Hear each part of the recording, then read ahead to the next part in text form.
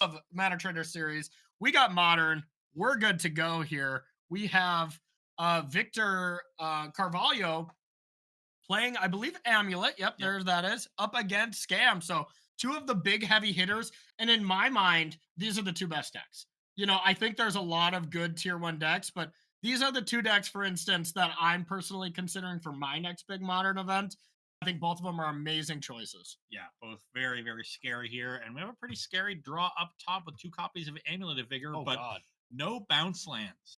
It has a couple copies of the One Ring as well, so that would be a great threat to accelerate into, but needs bounce lands in order to start generating mana with Amulet. And we'll see if they can find one off the top. Urza Saga can potentially find Expedition Map, and that could find you a bounce land on turn 3. Yeah, I like keeping this though. I mean, your hand is just so incredible. Like if you find a bounce land right now, just turn one ring through a Thoughtseize here is awesome. I guess the Thoughtseize does just take Amulet at this point. Yeah, I imagine you take the second Amulet Eh, because so if you take Or a you could take both rings if you grief here as well. true. I don't love that. But yeah, as it stands, our scam player also needs a land. But if they're able to draw a land and go Dothy, grief away your ring. Ooh, that's a garden. So now we can gardens copy. Huh? Then next turn we can float one with Urza Saga, find map, and we play Beseju and then activate map, and then we don't have a land drop left to play the bounce land. Yeah, we're still So short. And our scam hand is terrible here. Or now, Scooter. yeah, we could grief away both One Or Rings. Scouter, excuse me. That would help play around a bounce land off the top. Instead, we're gonna wait the turn. And I mean, I think at this point, you probably just. I mean, you Yeah. still have to do it. You have to find a bounce land. It's what your hand is Yeah. missing. But now I'm saying at this point for Scouter here, don't find a land. I think you just have to double grief because Oh yeah. the ring is there. Oh yeah. Yeah, you gave yourself one turn. Oh, we found the Oh, not dead after all. That's perfect. that was huge. I was gonna say either not dead after all or a land is amazing. Honestly, I think a land would have been better in this particular situation, just because you get to Dothy, double grief, and have the one ring, and then you Yeah. just start with a one ring. Yeah. But now Victor is just in the primetime waiting room for just straight GG. Yeah, they're a little short. Yeah, I suppose. So in two turns, so what with this Micah's of Gardens, we can make a third amulet. We can play the Beseju, There's a copy. Vesuva. Just Vesuva copy your own garden right now? Or Now do you I, Simic? I want to play the Beseju to copy the gardens. You Yeah. can, if you need the Beseju to channel, you can bounce it back later. Might as well just have it in play to have more mana. Okay. I like it. Yeah, you can always bounce it later, and there's no threat of Blood Moon coming into play. Now, let's take a look at Scouter's list here. The one tech that these lists have been playing is Magus of the Moon. Do we have any There- Maguses? There's a Blood Moon in the main deck. So Okay, they've that's gone for pretty the stock. Yeah, there they've is gone for the one Magus enchantment. of the Moon. So the way that these amulet lists have been functioning is there hasn't been many um dismembers like at all. So Magus of the Moon is actually just straight up can't be dealt with in some of the lists. They're starting to adjust now, but most of the time it gets you. Yeah, that'll be a tough one. I don't see a lot of answers to a Magus of the Moon in this particular list. I see a Dragon Lord of Tarka. I could do it. Okay, it's kind of spicy. Yeah, you can Summoner's Pact for it. You can cast it with a basic forest if they have Magus on the battlefield. Love it. All You can right, bounce it with an Otawara, but I don't think you can I generate blue love mana. the Dragon Lord Attack attack though. That's sweet. Because if you're playing Magus, your clock is probably not that big, you know. But getting back to the game, we have the cliffs off the top. So now we have the option of either dash Ragavan or play Dothy. You can also Dothy and Grief here if you think your opponent drew something. We know there wasn't anything there as Yeah, that but Vesuva was picked up. it could easily be a Titan. So Could easily be. I think playing around it makes sense. I think so too. I like it. Yeah, and Because you now got a fast clock here. yeah, this is an attack for 4. Then we have 9 a turn after this. So So this this is is two two turn turns. clock. Yeah, you got 2 draw steps. Can you find a Titan? That's a Sun Home. That's actually kind of awkward. We can just play it though. Now, having the Vesuva and the Sun Home in hand, those are lands you like to have in the deck. Yeah, I mean, you couldn't play Simic Growth Chamber now, return the Boseiju, and Vesuva is still your bounce land. Yeah. And then you have Boseiju available just in case Blood Moon's in hand and your When opponent goes land. when you have 3 amulets, though, it just It does matter. Blood Moon does, it completely shuts you down. we're trying to, they can't Blood Moon next turn, and you're dead the They turn could if after. you have a land. If they have either land or Blood Moon in hand, Blood Moon could happen. So Sure. I like this play. Now you're Blood Moon proof, and you can top deck Titan How are we Blood Moon proof? because you can just add 2 mana Blood Moon on the stack and Oh, then Besage Besieger. it. Okay, sure. Yeah. Yeah, okay. So we played around the potential of Blood Moon, but Wasn't there. Here's the 2 turn clock, and now we are drawing to a 6-10 outer. we could 10 plus the Teleria two West. two 14 rings, outers. 2 more rings. Yep. Cultivator Colossus could potentially do it too. Yep. Yeah, can we? 15 outer. All right, we got a 15 outer. We'll, How about a Boreal Grazer? Does that buy a turn? it doesn't block Grief or Dothy, so we're Oh. exactly dead. Also, there's a Fatal Push to move it out of the way, but Now you could Besage the Wicked roll, but that doesn't do anything, correct? because you just lose a life when the Yeah. roll when the roll dies. So Plus, there's the Fatal Push to clear the Grazer out. So, wow, a game that looked quite good for Victor, and a spot where Scouter did not even have a second land until turn 4. Oops, Grief Scam wins again. yeah, just needed the bounce land. It took too long to find it. Yeah, this is one of those matches that, like, it feels like Scam should be heavily, heavily favored. The way the games play out, though, it ends up being pretty close. I think I would give this matchup 55-45 in favor of Scam, but that might even be being generous. No, Ooh. you never look. You never look. Victor Carvalho looks at the top 2, and it would have been prime time here on the Mana Trader series. Ouch. I think in particular, Ouch. once you have the 4 copies of the One Ring in the deck, and if you Yeah. made your deck that much more threat dense, that is super helpful in a matchup like Rakdos Oh, yeah. Scam. So You just can't Thoughtseize the top of the deck. yeah, and you just give it make it as juiced as possible. So Yeah, I think the pendulum swing here for this that really puts it in favor of Scam is if you are up to 4 moon effects. I've seen some lists where it's 2 Magus, 2 Blood Moon. Those I think are closer to 60% favored. yeah, only only 3 in the Three's 75. pretty good. Yeah, we got another Blood Moon and a Magus in the sideboard. And anything Scouter. else we're bringing in while you're looking at that list, Ross? First Totem doesn't do. Chalice doesn't do enough. Um, we have like really inefficient answers to Amulet and Engineered Mhm. Explosives, Brotherhood's End, Hidetsugu Consumes All, and Colligan's Command. Yeah. And I really don't much like any of them. I used to like Colligan's Command a lot more back in the day when they had a bunch of Azuzas and Sakura Tribe Scouts and things like that. Yeah. Where you would often get the 2-for-1, but these days just not the same. I So, like Hitagetsu consumes all out of all of them because it's a body at the yeah, end, and like usually your amulet destroying their amulets is at sorcery speed. The one exception being if there is sagas, but a lot of amulet players kind of trim on sagas in these Blood Moon heavy matchups. Sometimes you just can't. I think for the Scam player, it all comes down to how many cards you need to take out, how many fatal pushes, yeah. how many bolts. Those are the bad ones. 3 pushes, 2 bolts. Wow, 3 Um, pushes is pretty wild. yeah, cutting down on removal a little bit, I guess. I kind of like this Shielder that's in the sideboard. There's 2 in Yeah. the main as well. This is a One Ring matchup. Shielder's just so good against the One Ring. Honestly, I think what I would be doing, I'd be bringing in the moon effects, and then I'd be bringing in 3 anti-amulet medium cards for those 5 poopy 1 mana removal spells. Yeah, probably want to get all those out. You do have to be a little wary of Dryad of the Elysian Grove. Yeah, that's true. Killing those can be important. You just so. have Fury to clean those up, though.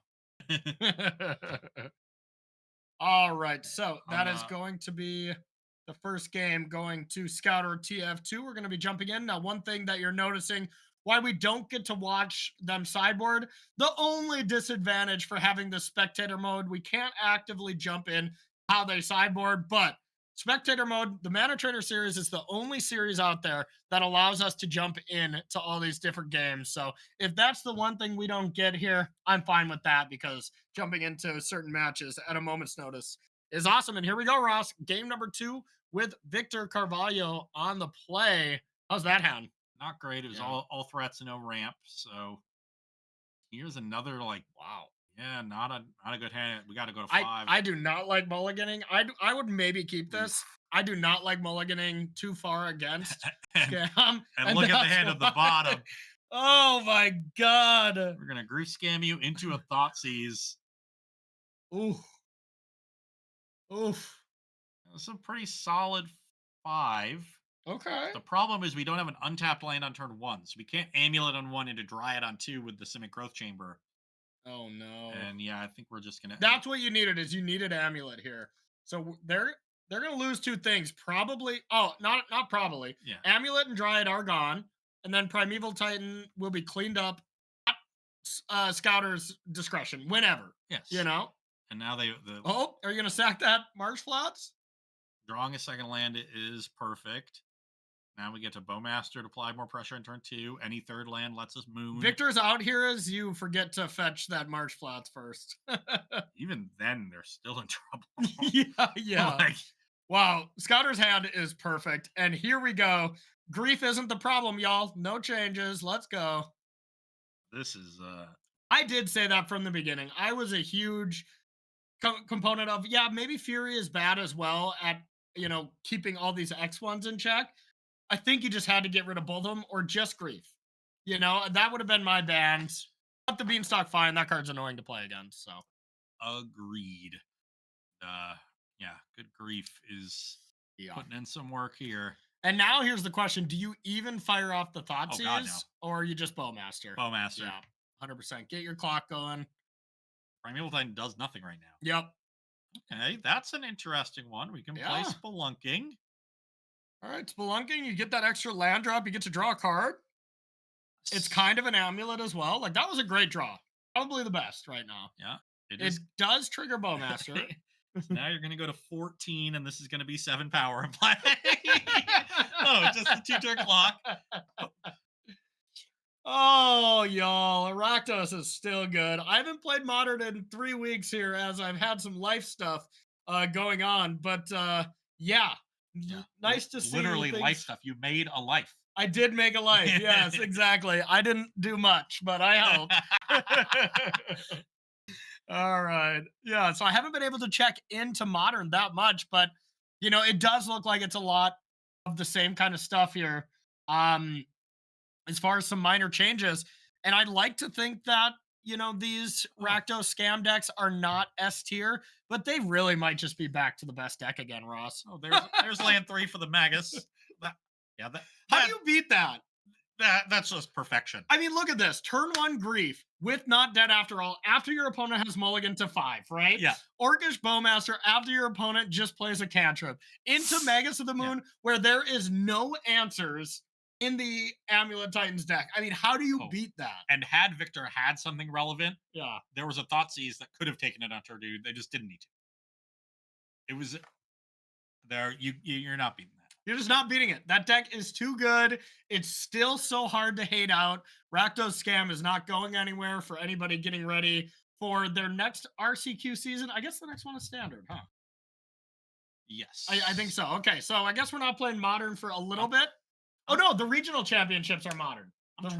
Championships are Modern. I'm trying to design a 7-card hand that could be, and I'm not sure there is. I mean, it involves Land Amulet. Yeah. Oh, yeah. Land Amulet is the turn. 100%. Is the only turn one play that possibly do it. I mean, there's plenty that could, like double Thoughtseize on turn 1. So it sounds like of course, it's just powerful, but it sounds like we got another match coming in. We'll have our director tell us the records as we jump on in to our backup feature match here at the Mana Traders Series finale. It's Living End of Magic Player 1. These are 3-0 players here as we saw them do some battling, and Living End is up here, Ross.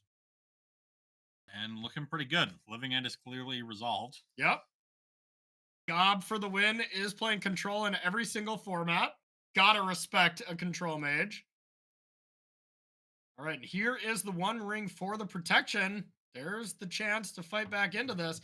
How does this Azorius control Living End matchup go? Because there are times when I give Azorius control grief in certain formats where I think sometimes it's, not great. And there's other formats like in Modern. I think it's terrible. Well, I think it's not great. They're in certainly not modern. very good when their opponents are giving them grief. Grief is very good against control decks. True. I So just think there's a lot of decks that really exploit blue white control in modern. I just don't think it lines up very good right now. I'm sorry to all the Shaheen Siranis and Anurag Das's of the world. I just don't think the deck is yeah. up to the tier one strat. Like this might be knocking on tier three in my mind. But in this particular matchup, you have two main deck copies of Chalice the Void, Yep. three main deck copies of Fairy Time Raveler. You have Okay. Supreme Verdicts that can undo a living end. Yeah. You have Force of Negations, counter spells. The thing is, I don't even like Supreme Verdict as an answer because half the time you get a grief that goes to your yard. You get to let them hang on to their Supreme Verdict till it comes back. And you're like, yeah, good luck. Grief is very good, as I said. All right, so here we go. We got our hands updated. Now, Ross, do we have any hope here? Looks like we got another one ring. That's good. Yeah, so that'll buy us another turn and draw three more cards, and we'll try to find a Supreme Verdict. There it is. Okay. Interesting that we drew on the main phase. That leaves it vulnerable to a grief. Oh, does it? Oh no, but we're grief targets, so we're protected from that. Yeah, you get to just do it no matter what. It doesn't matter. And here we're gonna see this plus verdict. Now, at some point, you do have to get rid of your one ring. So now verdict into chalice does clean it up, but now you have the problem of eliminating your own ring. And here's the question: when do you do it? Do you? I don't think you draw a card this turn. I think you just take another one, and then you can go draw, or buy yourself one more turn. It's still four cards, right? You either get two draw steps and an activation for two cards. Oh no, because it's already got the one on it. Yeah, yeah. So you just wait a turn. I think you wait because you might want to wait two turns because you have so much Yeah. action in hand. Yeah, You wait might go Narset Days Undoing, and then you probably going to find another ring, and then you just win. Yeah, no, yeah, and especially with the Narset days and doing more turns is really Yeah. valuable. No, although you do have to be aware the Narset days and doing doesn't really work in the face of another creature. Is Architects of Will hardcast So now you going probably to just have to get draw there? two in response to this. And just take two? Because then next turn you can draw 3 and 4 Yeah, with Minamo. Minamo, to find another one ring. Minamo. Ba-ba-ba-da-da. Phenomena. All right, we're gonna go. Gav is going to take one to the one ring. I like that alternate art one ring as well. Most of the time, not a big alt art fan, but that's kind of nice. Decides to draw here, and why didn't we draw in response? If we were gonna do that, you do it first because you have the subtlety to do it. I mean, now you have to draw to start your turn, right? Well, we could days undoing. Oh no, because that would end the turn. So yeah, we can't days undoing You have to days on. Oh yeah, and I did not now like how this was played. All right, it has yeah. to be another one ring. Did we find it? 12 cards in hand. Oh, I can see 9 of them, and they're not good. How about those last 3 cards? Or is this the match going to Magic of Player 1 defeating the tier 6 strategy of Azorius Control? This is 5-color control. Thank you very much. Oh, never mind then. 2 Alpine Moon in the sideboard. A Okay. Kahira, that's a green card. Okay. No black cards. This should be 4-color control. Wow. Wow. All right, just kidding. This control deck's pretty good. But you can just run into awkward things where your draws don't line up with your opponent's stuff. I think in modern, the format's just too good. You got to be proactive. You got to be powerful. All right, here is Teferi to bounce the one ring. That opens up a lot of options. Now you just have to deal with Architects of Will, which would have easily been dealt with if we drew in response and we could subtlety it. How do you ever lose this game if you make that play? You don't. Oh no, a huge dagger here for Gob FTW. If you don't have, I mean, you can't even leyline binding. I don't think there's a card you can have. Solitude. Yeah, Solitude is it. Magic of Player 1 takes it down off the back of a rather large misplay there from Gob FTW, Ross. That one's got to hurt. Yeah, it's a tricky thing to navigate the one ring in a control deck because Yeah. in most decks you take over the game so much and then you can end the game quickly Yeah. to where the one ring clock doesn't matter that much, or you get something like shielded down. But in these control decks, like you just have a hard time closing out the game, and you're also taking a little bit more damage in the early turns because you fall Yeah. behind. And the One Ring is just sitting there eating away at your life total, and it puts you into tough spots like that where, if he gets through that sequence of turns, the game's over. Over. Just, Yeah. but just couldn't quite navigate through it. Couldn't quite do it. And yeah, I agree with a lot of chalices and stuff. That matchup did not look terrible for Blue White Control. If we could get to that third game, but not the case. But we are going to get to our third match of round number 4 as we have another backup match all queued up. Let's jump on in and see what's up. All right, Ross, what's going on here from looks like this This is is our other undefeated matchup. oh wow, okay, the study group. Yeah, this is Against study group is oh man, I know the player. We've been talking about it. Johnny Gutman. Yeah, Johnny Gutman. That's right. So Johnny Gutman versus our blue red Murktide deck. This is our other undefeated scam deck. We already saw one of them cleanly win. Is the other undefeated scam deck gonna remain undefeated? And then we're gonna be down to 3 after this, right? Yeah. Okay. So, we have Living End, we have Scam already at 4-0. Yep. It'll be the winner of this match joining them at the top of the standings. And looks like Scam is up a game. This Murktide matchup, I think, is close. All the Murktide fans are like, I dominate this match. And all the Scam fans are like, I dominate this match. And I have played the Scam side, and I'm somewhere in between. I think Scam is favored, but only slightly. This is another one of those matchups. This Murktide deck, sometimes their threats and answers line up a little awkwardly. And game one, I think, is quite advantage for Scam as you have your Bowmasters still cleanly deal with their Regavans. Postboard, I think it gets a lot tougher. They sideboard into subtlety control deck. They have a bunch of removal spells. They have that cheeky 1 mana counter spell, Stern Scolding. And things can just get a little tricky. One thing I'm also noticing from this sideboard is that 4 Magus of the Moon. It is 4 Magus. So they came Wow. prepared for Amulet Titan. Less Wow. prepared for this game matchup. Only 1 copy of Subtlety in the 75 and 1 copy of Stern Scolding in the 70. And they're Delvers in the main of this Murktide deck. So this deck just said, you just got, those memes where they're rubbing their hands together. It's just Bowmaster rubbing their hands like, wow, I will be cleaning up these creatures. Let me at them. Yeah, so Chaffo may be regretting their particular build given the metagame of this specific tournament. A little bit less Amulet today, a lot more Scam. Yeah. That is not the direction in which they tuned their list. Agreed. And we'll see if we can get our hand cam for our Murktide player. Otherwise, we'll have to send them to jail, straight to jail, or have our director yell at them. That'll be the only other thing that we can do for now. Here comes Lightning Bolt. We have Adrian poke. Oh, yes. Yeah, that's fair. That's fair. Okay, so here is Undying Evil on this. Whenever you get the late game ability to now you get to grief them again, it is just devastating. These are the games where you're like, okay, I can't play around it. If you have another Undying effect, you win.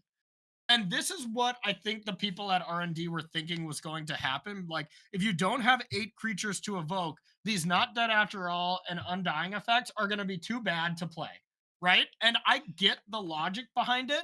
But the thing is, look at this. It's turn 5.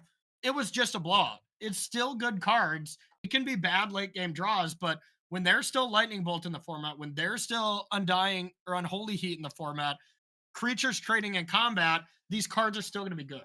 Yes, and when they're bad, you often get to just discard them to things like Fable the Mirror Breaker, Yes. Seasoned Pyromancer that they've played in the past. So, just being there in your hand will still be of value given the red splash. Yep, totally agree. This deck is indeed Not Dead After All. Very powerful strategy and a deck you just can't ignore. You just can't ignore. You should be playing it if you played it before, more than likely.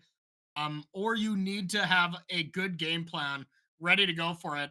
And looking at our Murktide players' deck, they went with neither of those choices. They didn't play it nor have a great plan. What is the top card in Chiafo's graveyard? The card is presumably taken off the grief. Looks like came back. Counterspell. Counterspell? Yep. It's the top on that way and top on the bottom. It's a Counterspell sandwich. Okay. And the other card was Subtlety. So there goes Subtlety. And we found the land and hardcast grief. Yeah. Yeah. This is a beating. With the bolt as well. I mean, I think this is just over putting Johnny Gutman to 4-0, joining the other Rakdos scam mirror. So we're gonna show you an undefeated player next round. Not if it's the Rakdos scam mirror, though. We'll wait for later for that, y'all. And there we go. Johnny Gutman takes it down. The study group goes to 4-0. Welcome back to the booth, Corey Baumeister, Ross Merriam, and Ross. What do you think of the format so far? What do you think of the tournament? Any big surprises throughout the two formats? Um, Not really. I think it's not surprising to me that in a tournament like this, we saw in the legacy portion Mhm. the fair blue deck do well. I Yep. think a lot of players that are at the level where they're qualifying for an invite only tournament are attracted to decks like Delver that are really powerful and proactive. So Yeah. playing the sort of anti Delver deck ends up being a wise strategy. Yeah. That's one of the decks we saw 3-0 in Legacy. And then in Modern, it's still just all about Rakdos. Like, Still about Rakdos. the wrong kid died.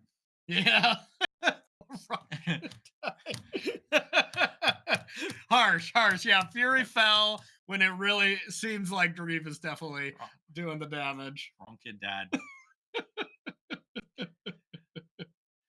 Good Lord. All right, let's talk to our director. Do we have any other backups for round number 4? I know we're getting kind of to the bottom, so we'll see if there's any good ones worth jumping into. In the meantime, while we check that out, remember everyone that a little code we got right there is exclamation point Bash Bros. If you want to use the best code in the land, it's always active during these Mana Traders events. It'll save you 15% off. That's more than 14. Less than 16. It is less. We don't quite have a 16 code out there yet. That one would be better, but for now, 15% off is the possible best one you can get. So type that in chat. That will get you 50% off of your first 2 months. So if you really want to start getting involved in these Mana Trader series, next month is Pioneer. So maybe start practicing some of your enigmatic fires, maybe Inti and Croxa. Or if you're Ross, cast some treasure cruise. Duh. What? Yeah, return some birds. Bring some birds back. Fly to the top. My treasure cruise somehow made 2/3/2s. Shucks. What more could I want? Yeah, Ancestral Recall, good in Cube, also good in Pioneers. So, yeah, make sure to check that out. And in the meantime, we got our fourth backup feature, or our fourth match of round number 4. We're going to jump into the end of this. All right, here we go. Looks like Serum Visions. I believe these players are 2-1. Yeah, Serum Visions lost the third round of Legacy playing for the clean sweep. And looks like Rhinos up against good old fashioned Amulet. How's this matchup go? I've heard that this is bad for Amulet. I'm yet to play it. I've been testing Amulet a lot more because I really like the deck. But people keep saying this matchup is bad. Yeah, I tend to like Rhinos in all the linear matchups because it's a deck that has a lot of good cheap disruption, but also applies a lot of pressure. Okay. Having that quick clock from turn 3, making 8 or 10 power is really nice. Things like Force of Negation are good in the matchup. Flame of Anor can sometimes just take out both an Amulet and a Dryad. Mhm. Uh, and then you get to side in moons. Yeah. So it's one of the best moon decks in the format as well. So you have a built-in excellent sideboard plan. As it stands, this Magus of the Moon isn't going to do anything here as we have the Dismember where we can go land drop number 1, Slayer Stronghold, dismember the Magus, and then cast the One Ring to just get this going. So it will depend if there is a Force of Negation in our Rhinos player's hand. We're going to try to get you that hand cam as soon as possible. But yeah, it'll be interesting. The other option you have here then is to play Defense Grid and then play Dismember here to just protect that. I think I like that more because if your Dismember gets countered here, you just lose, right? Yeah, you got to make sure that that one resolves. Yeah. And you're not under any pressure, so I think you can slow this game down a little bit. So you would start with Defense Grid here? Yeah. Yeah, me too. Much safer play. And if this gets forced, you're like, yep, no problem. Dismember Magus. If that gets forced too, then well, shucks. Yeah. Hard cast the ring next turn. And looking at the sideboard, it's 3 copies of Dismember. So Wow. Even in the Night Mercenary, you've got some outs to draw to later in this game. Yeah, we were at an interesting spot with these amulet lists. They went to just 0 Dismembers for a while, and then a Murktide Gamer, a really one of the smart MTG Zoomers, I'm forgetting exactly who it was, won the Mox with a bunch of Magus of the Moons and just dominated every amulet matchup easily. now the metagame is correcting once again, and You'll it's catch not them with their pants down. exactly. All right, so we see the dismember and the defense grid working, and now everything has to be cast during our Rhinos player's main phase. So gonna see, especially if you're trying to violent outburst and crashing footfalls, it's not gonna work well if you do it on your opponent's turn. You need 7 mana because you cast both spells. Yep. It's 3 more with defense grid. You need 9. Oh, it's 3 more? Yeah. Oh god, yeah, okay, Yeah. okay. You know, GG. the threats may be a lot better these days, but the hate cards were sure a lot better back in the They day. really were. Oh man. I think because they realized over time that these obnoxious hate cards like defense grid and stuff, they're just not fun to play Yeah. against. They're like cards like Stone Rain, Defense Grid, all these really, really mean things to play against. Gloom, Yeah. Boil. compost, boil. Yeah, yeah. Yeah, just cards that are notoriously loved across the board. Oh, you're playing green cards? Get out. Get out of here. Red cards? Get out. Get them out of here. Yeah, that is always kind of the timeless debate. Should answers be better than threats? And as of late in Magic's history, answers have or threats have been a lot better than answers, which leads to a lot more proactive snowballing decks, I would think. But at the same time, I think Modern is in a great spot. Minus Rakdos Scam maybe being too good, but maybe not. Modern is the format that has the best answers. Yeah. There's a lot of good ones. Oh yeah, for sure. But there's still not a great answer for the turn 1 grief when you're on the draw. And that was always my biggest argument why we need to get that card out of there. Just there's great answers for every deck, which allows you to play Magic in every way post board, except against that scenario outside of ley lines. And ley lines are not good cards to have most of the time. Not ideal, but it They're was last the best. resorts. Yeah. Yep. Yeah, we got a full hand and we're in the tank and all low on the clock to be in the tank this much on turn 4. Yeah. Also not sure what game we're on, but I'm assuming this is the last one. I mean, it makes it a lot easier when there's a defense grid in play, right? Like I feel like you just have to rhino it up. What else are you doing? Cast else. We could Migas of Gardens a second defense grid. Completely unnecessary, but kind of cool. There we go. That is an option. It doesn't stack. They don't cost 6 more. Oh, they do. Oh, okay, but like at Rhinos doesn't get that much mana. 3 is good enough. Yeah. Yeah, I mean, at this point, you could hold up 3 and cast Force Negation or something, but you need to be putting threats on the table as well, so really unsure exactly what's going on here. We're getting a drink using the restroom. Yep. Probably one of those things. Okay, that's a game action. Okay. Play to land. It's whiteboarded though, so I don't know how good those lands are. Now, if we had the original printing of that art Yeah. island, that would be a Mercadian Masks. I like that island. That's nice. Subtlety. Okay, 3/3 flyer. Pass. Like, oh, the one ring of power. It makes me invincible. Pretty much. Pretty much. One ring is going to completely take over here. As it does whenever you're at 11 life or higher. And, Serum Visions will be the new Lord of Middle Earth. Yeah, sounds. I mean, especially brutal that Gandalf is the avatar for our teamer player. Come on. Really? Must be Gandalf the Grey. Yeah, I don't know. That Gandalf looks pretty white. That's a very white beard. That's Gandalf the White if I've ever seen. It's not about the beard, it's about the cloak. Is it? I've only watched the movies once, and it was when the set came out. Yeah. It's the hierarchy of wizardry. Oh, okay, okay. Gray is the top? White's the top. Oh, okay, okay. That's I'm why learning. when he reveals himself On top of the hill, right? No, in front of Theoden when Grieva Wormtongue is. Whoa! Spoilers, man. What if someone hasn't watched these yet? All right, so the pickup is Amulet and Prime Time here. So we are able to play what? Why?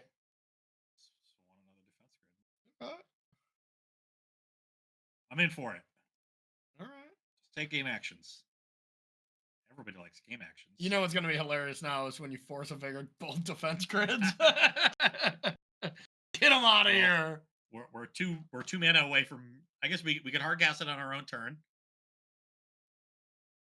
Yeah, you hard cast it right now. Yeah. And then you have your subtlety and stuff online. That seemed like a silly play. I'd rather play. I guess if you play Amulet, then the Force of Vigor hits Amulet and Defense Grid, which is worse.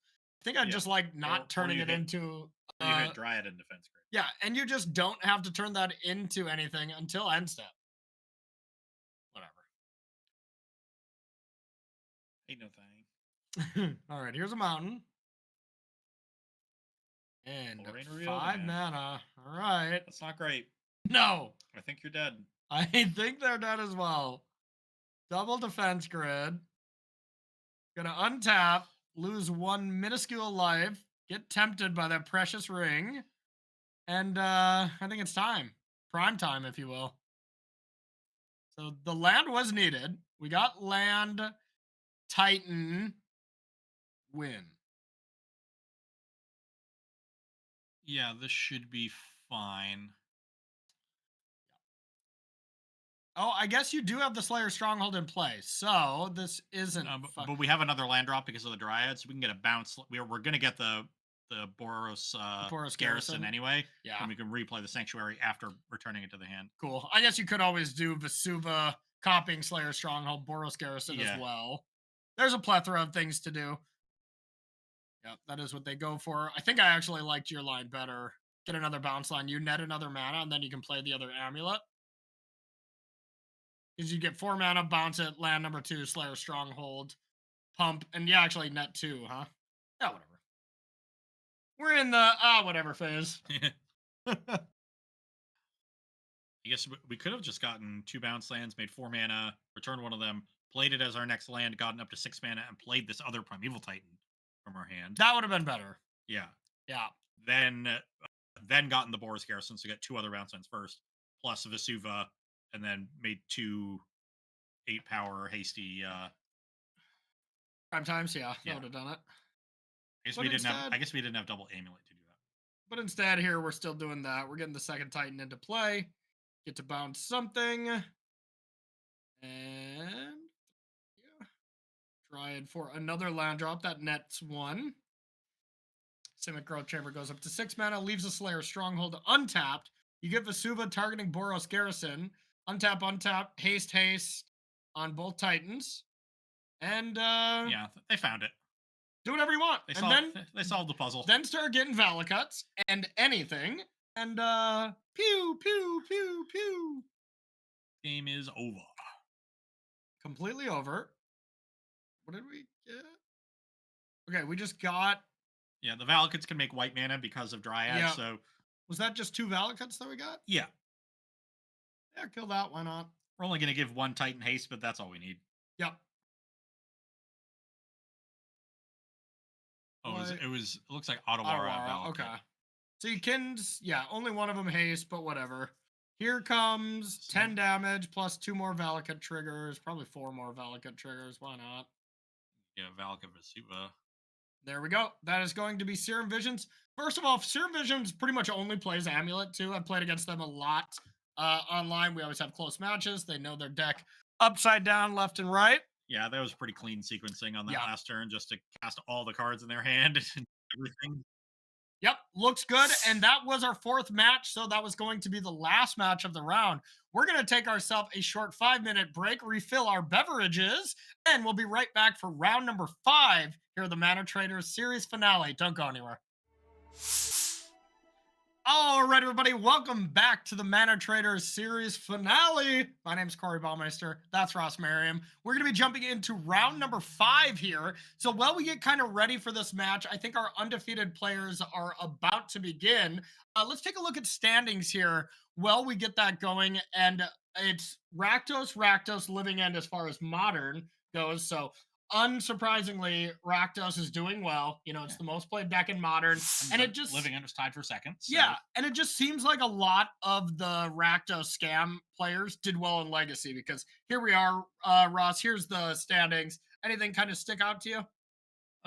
you know, not really. I mean, we're seeing the popular decks do well, at least through modern, especially where Yeah. which was our sort of least diverse metagame that Rakdos scam taking up a pretty huge portion of it. Mhm. We're seeing a few of the other decks do well. There's a couple amulet people near the top. There's a couple living end. There's a Tron at 4-1, Yep. and it's hard to when it comes to tournaments like this that are multi-format, it's hard to make a huge, sweeping statement about the metagame because you're playing people that maybe took their wins and losses in a format that you're not playing them in. Exactly. So it's really just about the players, Yeah. and this is also a tournament where all the players are also really good. Yeah, so it is tough to say. The one thing I will say is sixth place there raced another player who does a lot of good work here in the Mana Trader series, and we see the deck. Yeah, that's not their modern deck. That's Pioneer. That's some hidden string stuff. And in a metagame full of enigmatic fires, that could be a good choice. So that's someone to keep an eye on if they can get through this modern event with a couple more wins. But it sounds like our round 5 main feature match is good to go. We're going to jump on in. And yeah, I believe we have our undefeated players. It isn't a Rakdos scam mirror, so have no fear, y'all. We got Living End versus Rakdos scam. It is still a grief mirror. Yes, yeah, yeah. It is the 3 undefeated players have a total of 12 griefs, and that card's not the problem. Well, and how many are they playing in Legacy? Yeah.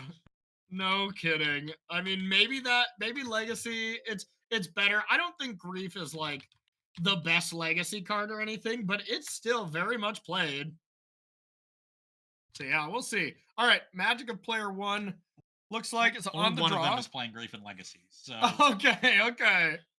Excellent. So Johnny Gutman up top, up against Magic of Player One. I am sure this is a unknown Magic player as well. We at least see them on the Moto streets a lot. Maybe not so much on the pro scene, but how do these hands look? I'm looking up top first, and scam. yeah, I see Grief in both hands. So being on the play is going to be very important. And it does look like Gutman, the study group, is on the play up Oh top. So God. yeah, they're going to be able to Grief. The first Grief trigger will have to take Force of Negation so that the Not Dead After All still resolves. Yeah. Then that one will likely just take the Grief, leave the Cyclers. Maybe you leave the grief at that point. Maybe. Yeah, maybe. But yeah, because then your hand is just two Ragavans and a Thoughtseize. So To be fair, the grief is kind of free with a living end being a dead card. So yeah. we'll see. Wait a minute. Oh. Mm. I mean, to be fair, to Johnny Gutman's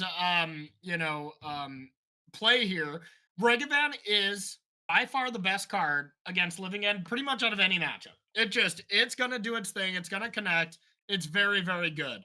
That being said, up against specifically Grief, you're probably going to lose your Grief, and then Johnny Gutman's hand looks a lot worse. So situationally, okay, that's honestly not even true. When I have the grief scam, I grief scam, Yeah.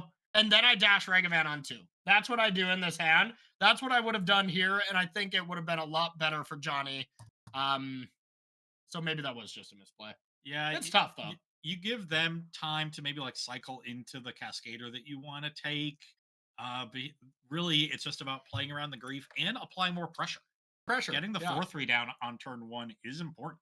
Because Regavan's great if you have gas to follow it up on. If you don't, it's not good because you don't hit playable things off your opponent's deck.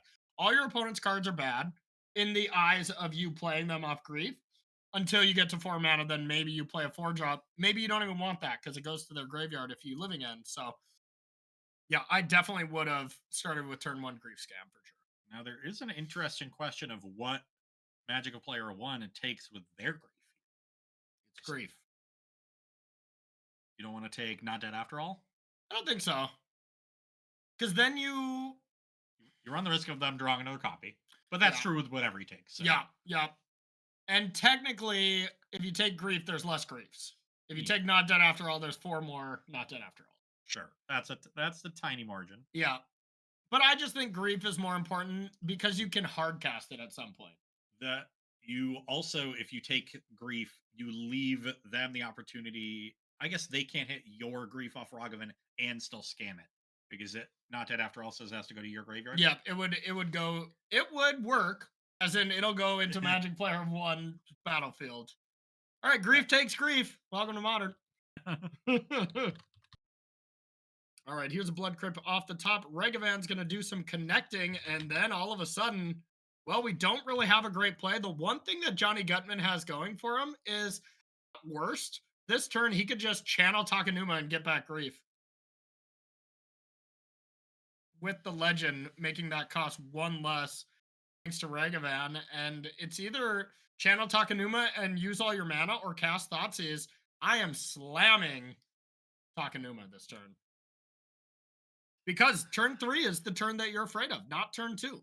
I would have played Blood Crypt on tap, channeled Takanuma at Magic of One player's end step, got back griefed, and then next turn, you get to go grief scan plus Thoughtseize and rip apart their hand. I don't love how Johnny's played this so far. But who knows? Maybe I'm wrong on this as well. I like the Takanuma line. Yeah. Said we'll see Thoughtseize likely take Waker of Waves. Because now next turn, if you connect with Ragavan, you'll have 4 land. You can Takanuma, bring back grief, and do it next turn. But I really like hitting them all at once, right before they're about to do their turn 3 thing. You also need to find a black card to exile to the grief once you bring it back. Yeah, that's a good point. Now you don't have a black card because you played the Thoughtseize. And there's a Violent Outburst. That's what the Living End player wants. They've got a couple cyclers here to try to find a third land. Yep. They can potentially force a negation another Thoughtseize. Well, now you can just grief. You know, you can Takanuma for grief and just exile it, which I think you have to do. I mean, we know the Violent Outburst is there, but for Gutman, Doesn't know. he knows most of the hand isn't Violent Outburst, which That's true. incentivizes playing it a little slower. That is true, but even hard casting grief is just not the best. Maybe it is the best just because you're not winning the game after Living End resolves and a generous end Waker of Waves and grief comes back anyway. So, yeah, not the biggest fan. Even if Gutman goes for the grief this turn, takes away the Violent Outburst, there's still 12 life and a bunch of draw steps towards any other Cascader to basically Magic end this of game. player 1 is drawing 3 cards. You do have to find not only land, but a Shardless Agent or Violent Outburst. So, still got to find some stuff. Either way, tough spot for Johnny Gutman. And the thing about this matchup, I think game 1, you're quite disadvantaged from the scam side. But then post board, you're like 70-30. Like you have ley lines coming in, you have Dothy Voidwalkers, maybe there's some chalices, you know. Oh, there's 3 chalices, only 2 ley lines. That's 5 heavy hitters coming in. Wow. Yeah, I mean, so this matchup gets really bad for Living End. You know, Living End is kind of the dredge of the metagame where, you know, like it dominates game 1s a lot, and then it has to just try to pick up one of the post board ones. And look at this. Here's going to come Channel Takanuma. I have a response, says Magic of Player 1. Violent Outburst coming down, picking off the hand of the study group. And really, every choice that Johnny Gutman made in this game was punished on. Yeah, he got a little fancy there with the turn on Ragavan, and it just all unraveled from that one decision. Yeah, so most of the time for anybody picking up this hot new Rakdos deck, right? You look at your hand and you ask yourself a couple questions. Number 1, do I have a land? If the answer is yes, great. Check 1. Check 2, do I have Grease Scam? If the answer is yes, that's what you do. If you don't, then reevaluate on a normal Magic spectrum here. Yeah. But then maybe you just cast your Ragavan. Yeah, your other busted 1 mana That's spell. the backup plan. And then third backup Thoughtseize, one of the best disruptive elements for 1 mana ever printed. And then you go from there. But that's my general rule of thought that I went to live by. Just the best vintage cube deck ever made. Yeah, yeah, pretty much. And I mean, honestly, we joke, but the amount of times when I start with Grief Scam on the play, the amount of games where I just win without ever really needing a follow up is got to be in the 65%. And then if you ever go land 2 Bowmaster or something, the game's over. You Yeah. know? We saw that last round. Yeah. Well, we saw much more than that. It was Bowmaster into Magus of the Moon. I'm not even sure the moon was necessary, though. No. So there we go. Magic of Player One takes down the study group. Yeah. So we mentioned study group sideboard with those 3 copies of Chalice of the Void and 2 copies of Leyline of the Void will be excellent. Not much else in the rest of the board. There's 3 moons. They can sometimes be okay against Living End, but they do have the 2 basics they can fetch for. Yeah. The Hidetsugu consumes all, nominally exiles graveyards, but it does it so slowly. I'm not It's a fan. basically just how many cards do we have to take out? It's another case of the removal spells all being bad. Yeah. Bolts, pushes. And the Terminate. There's 1 Yeah. Terminate in the main here. So yeah, that's 7 removal spells that can easily come out. So Yeah. we've got room for 2 mediocre cards. We can bring in the Hidetsugu consumes all For sure. and a second Kolaghan's Command. Yeah. What else do we have? Is there any have a- artifacts that come in from the Living End deck? So their sideboard is 1 Dead Gone, 2 Mystical Dispute, 4 Endurance, 2 Flame of Nor, 2 Foundation Breaker, 2 Force of Vigor, and 2 Subtlety. Yeah, Nothing in the way Kolaghan's of Command is artifacts. quite bad in there too. So I imagine Flame of Nor and Subtlety will be coming in. yeah.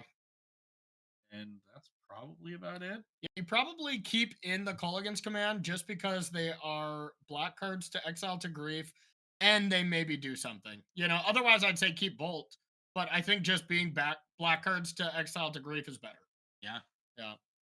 Sometimes they can rebuy your grief and be a discard spell. Yeah. And sometimes you can get that cheeky draw step once they draw their 1 card, make them discard and draw step. If it's a shardless agent, you feel like the smartest person alive. You can make yourself discard a Dothy Voidwalker. Yeah. Good point. I see all the angles. Yeah. 40 degrees, 42 degrees. Acute, obtuse, whatever. Reflex. We got them all. All right. Supplementary. Please Complimentary. keep going. Because honestly, this game is going to be such a non-game. I honestly want to hear more angles because Johnny Gutman's got all the angles already here. Turn 0 Leyline, turn 1 Grief Scam. Oh, and has a Regavan to go? Yeah. Or a Dothy Voidwalker? See, Johnny made the correct play here this turn. It's like, you know what? I went with the Regavan line first. What if I didn't do that this time around? And unsurprisingly, we didn't mention it, but Magical Player One has brought in various disenchant effects for the chalices and Leylines. Yep. So, unfortunately, they're all going to go away. Well, I guess they can force a vigor in response. Yeah. And then just lose the Oliphant and Waker Waves and have 3 lands. Honestly, that's probably best case. Yeah. Scenario. Got to deal with the Leyline. There's no way. I mean, I think the thing that Magic of Player One is like, okay, is there any way where I can get rid of the Wicked roll as well? And I think the answer is no. So I like this play. All right, what is this? Legacy? All these free spells on the stack? Here is the first Grieve. Yeah, just kept a 3-land 4-spell hand and untapping on my first turn with no spells left. Scammed. What? Oh, for a second I didn't see the not dead after all. I was like, we just let that go? Okay. So there we go. 3 lands, but honestly, if a Living End comes out in a timely fashion, this is going to be completely fine. Oliphant, fine draw, thins you out a little bit, but you already got the land, so you don't really care. Now it's going to be a question of, is there enough pressure from the study group? The Oliphant lets us get a red source and then Misty can fetch for Forest so that we have both basics against a Blood Moon. Okay. So it does a little bit. I like it. Fable of the Mirror Breaker coming off the top, leading Johnny to just Regavan go. Still plenty fine, because it's going to connect. Yeah. Dothy is going to come into play, but if Dothy Voidwalker is just in play, and then living end goes, it doesn't really do much. It still exiles the living end with a void counter on it, but there's no Dathi in play. Shouldn't though, I think it does. because the Voidwalker gets sacrificed to the living end before the living end would go to the graveyard. It's like if you unholy heat a Dathi Voidwalker, get the void counter. No, it's more like if you like go for the fatal push it off the Voidwalker Where you don't get it. Yeah. Okay, fair enough.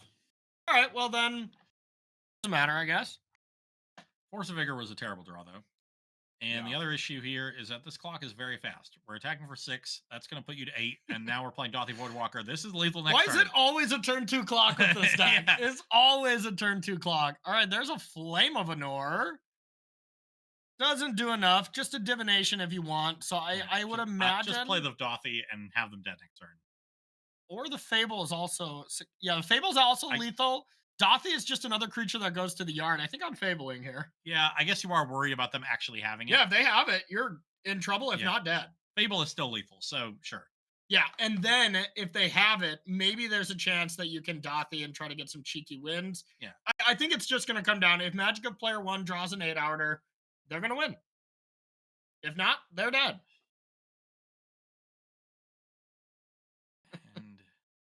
And there's just nothing that good that the Flame of Anor does.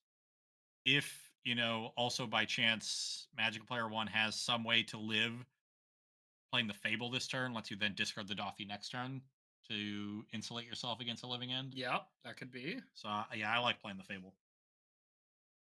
The ball of the Mirror Breaker coming on in. Leol Fable.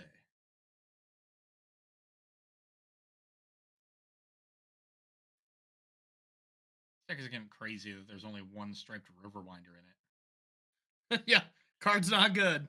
It's one of the best cyclers, but here comes Fable.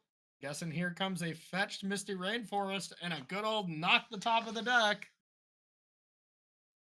Get the forest. And a reminder, Johnny Gutman went with the turn 1 Grief and a ley line. It's a subtlety. See what happens when you Grief Scam on turn 1? Yeah, I recommend it. Looks like we're going to be heading to game number 3 as the thing that should have happened happened. Yeah. Oh, there's a Chalice too. Wow, Johnny Gutman's post-board list. Normally I think it's a 70-30. With this list, might be a 71. It's pretty good. Yeah, even not dead after all here would have been awesome. Oh, the still had all these. No, it was if you concede while they're attacking, the OK button is right next to reveal, so got that extra information off. Not that it mattered, it's open deckless, but still, it's about sending a message. Yeah. Message sent, and we are going to be going to game number 3. Now, this is much more advantaged on living end for game 3. With being on the play, helps out a lot. It changes those Dathi Voidwalker scenarios because you need Dathi to be in the yard. So if you just play it on turn 2, it's not as good. It's not as good at all.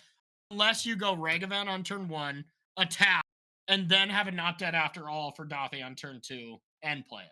Then you can disrupt that turn 3 living end because the living end will go underneath the Dathi for that, and then you living end again. But outside of that, you'd need one of your 5, I'll repeat that, 5 free ways to deal with living end, the 3 Chalice and the 2 ley lines, and then Magic of Player 1's just very and truly on the back foot. Here we are, game number 3 of the Mana Trader Series finale in round number 5 out of 9. If you're just joining us, thank you so much for being here. No Chalice, no Grief, no ley line. Oh my god, but you do have a Ragavan. Pretty good hand. Yeah, it's pretty weak. Yeah, the Undying effects are not doing anything, so I might send. I would have mulliganed that one. And then on the living end side, 3 lands, 4 things. But it interacts with Grief. Yeah. And Foundation Breaker interacts with the other hate cards. Oh, yeah. That's a great hand. Yeah. Okay, so that was mulliganed. But we do have Chalice on the draw, plus Dathi, plus Ragavan. Great hands from both players. Yeah, that's a great 6. Disciplined mulligan there. Really tough to mulligan a 7 where you're playing turn 1 Ragavan, turn 2 Bowmasters, but This is not the matchup for that kind of start. You need to be disruptive. So Yeah. finds the Chalice and the Dauthi Voidwalker, and then has the Ragavan still to boot. But I mean, as it stands, I mean, this is just going to be a great game so far. But Magic of Player One has the answer to the Chalice of the Void. It'll be interesting if Johnny Gutman plays it this turn. The heads up play, perfect information play that I would make if I knew this is I would not play it right now. I would cast it next turn to avoid the turn 3 while not letting Johnny use or Magic of Player One use their mana for Foundation Breaker on turn 2. Yeah, and Foundation Breaker is so common in these sideboards. This should be a pattern that Gutman is familiar with. I think so. But we'll see. I mean, there's definitely reasons to not do it, but love that play from Johnny. Holding on to Chalice. This is the series finale Yeah. where this is not child's play. They came for keeps. They're playing Yeah. at a high level. They played Ragavan instead of Grief They've Scam seen on all, turn 1. they've seen all Just the saying. angles. Well, sometimes you see too many angles. Yeah. They- Johnny saw obtuse and Yeah. acute at the same time. You got to show only one. It can be confusing if Yeah. there's too many angles. Okay, now I would just be like, all right, beat a Dauthi and a Chalice. I dare you. All right, there's one Well, of 3 living ends gone. We could go for Fable plus Chalice and then discard the Dauthi next turn. Or Season Pyromancer, discard it right now. Get that Dauthi in the graveyard. And Yeah. have a Chalice. And have a little more pressure. Yeah, I guess if it's just better in the graveyard. I mean, is that how that works? If it's Yeah. in the graveyard and they living end, it comes back with a void. It comes counter. back as part of the resolution of the spell, and then Okay. spell instants and sorceries go to the graveyard as the last part of them resolving. Okay. So you do the effect of the thing of the spell. Yep. So the Voidwalker will enter the battlefield as over the course of the resolution of the spell, and then the living end tries to go to the graveyard. The Dauthi Voidwalker is on the battlefield. It sees it trying to go to the graveyard. It says, "Nope, you get exiled with a counter," Okay. and then you can cast it. I would have liked that a little bit more, but as it stands, this play is going to be better for Johnny as you're going to get the cycle. And here's going to be the subtlety. I feel like you just have to subtlety this Voidwalker here. And try to spike it, but you don't know that you can't even spike it next turn because of this Chalice. But you've already got 3 good creatures in the graveyard, so the Voidwalker in play is not as big of a problem. But adding a subtlety to the yard, I mean, reasonable. Yeah, I see both arguments here. And I really don't envy the vice grip that Magic of Player One is being put into. It's slowly condensing here. To not give him many more turns. If Johnny just leaves that Dauthi Voidwalker untapped from now on and never attacks with it, I don't see a way out of this. Okay, Flame of Honor is a big deal. Now, if we had a wizard to be able to kill Chalice and Dauthi, that would be great. But at this point, do you just Flame of Honor kill Dauthi right now? You run the risk of there being a not dead after all. Oh, once again, the Dauthi is better in the graveyard. I don't think you want to kill it at all. You're right. You might even kill the Ragavan. Another Dauthi, because why not? Here's the squeeze that I just feel from the living end side, and just how powerful you feel from the scam side in these post board games here. It just feels so tough. Yeah. And To piece together stuff. You notice the living end deck also deals itself quite a lot of damage with the mana base. A lot It of does. shocking. Already at 11. Guess what? It's a 2-turn clock. It's always a turn 2 clock. If you just turned into a Rakdos scam match, that's right. It's a turn 2 clock here. Okay, here comes the damage to give rid of that Dauthi. Problem solved until second main. So now that the Dauthi's in the graveyard, if there's a Dauthi in the graveyard and a Dauthi in play, I'll dare to say it. That's game. And here's I was going to say we don't have a blue card to pitch. How funny would it be, Dauthi, and if subtlety comes to hit Dauthi? We could go for Season Pyromancer here, discard the other 2 red cards, and try to find a black source, and then play it all. And then we'd still have lethal next turn. It would be a two-turn clock, right? It would be a 1-turn clock. Oh, okay. Thank God. The Pyromancer represents 4 power, 2 from the Ragavan and 3 from the Dauthi. Yes! Love it. Be aggressive. But subtlety can deal with this if we need. And that's the thing. The one way to play around the whole Dauthi Voidwalker living end trick is with a Violent Outburst. You do the whole trick at the end of study group's turn. You can go foundation breaker. You still got to set it up. That's the thing. But going violent outburst at your opponent's end step, even if they have a Dathi in their graveyard, it doesn't matter. Because they can't living end at end step. This is a turn 4 kill with 3 pieces of disruption. No changes. All right, here we go. Dathi Voidwalker on the stack. That's 9 points. You just have to subtlety this at this point to prevent yourself from dying because you need the time to foundation breaker it back and then draw a violent outburst. That's the only outs I'm seeing. And it all begins with subtlety here and hope, I guess. I think it ends with hope being dashed. Oh, okay. Like Ragavan, which doesn't need to be dashed. It's already on the battlefield. Unless you have the option to play Ragavan or Grief Scam on turn 1, then you should dash it. We learned that. Johnny Gutman even said, you know what? We'll play on hard mode here. We'll give you a chance. Because I think this easily could have been a 3-0 with that play being a little different. Definitely. On turn number 1 of game 1. You know, when you have the opportunity to do the thing that your deck is named after, generally correct to do that thing. Yeah. You know, when you play Amulet Titan, cast your amulets and your Titans. When you can. If you're playing control decks, usually try to control them. Yeah. When you're playing Grinding Breach, assemble Grinding Station and Underworld Breach. Do you offer coaching or anything? I would like to sign up. Can we get in on that? $200 an hour. $200 an hour for Ross to say, do the thing. I'll also yell at you. Oh, yeah. That sounds about right. All right. So. And not just about magic things. I will make you feel bad about your entire life. Wow. Yeah, I know. You have been my whole life. Thank you. Yeah. All right. So there is Shardless Agent. Now, okay. So we can hard cast Foundation Breaker. Just to play a little defense, like protect our life total. Uh-huh. Maybe stops the Ragavan from doing anything. Yep. But the one thing I'm still seeing is the interaction with Dathi in the graveyard. Dathi in the graveyard is like your biggest safety net. It's a comfort pillow, if you will. There's a bolt.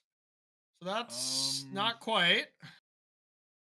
Thank God the Foundation Breaker was hard cast. Yeah, if we'd evoked it, we'd be dead. Yep. All right, so it's looking like it's a 2-turn clock.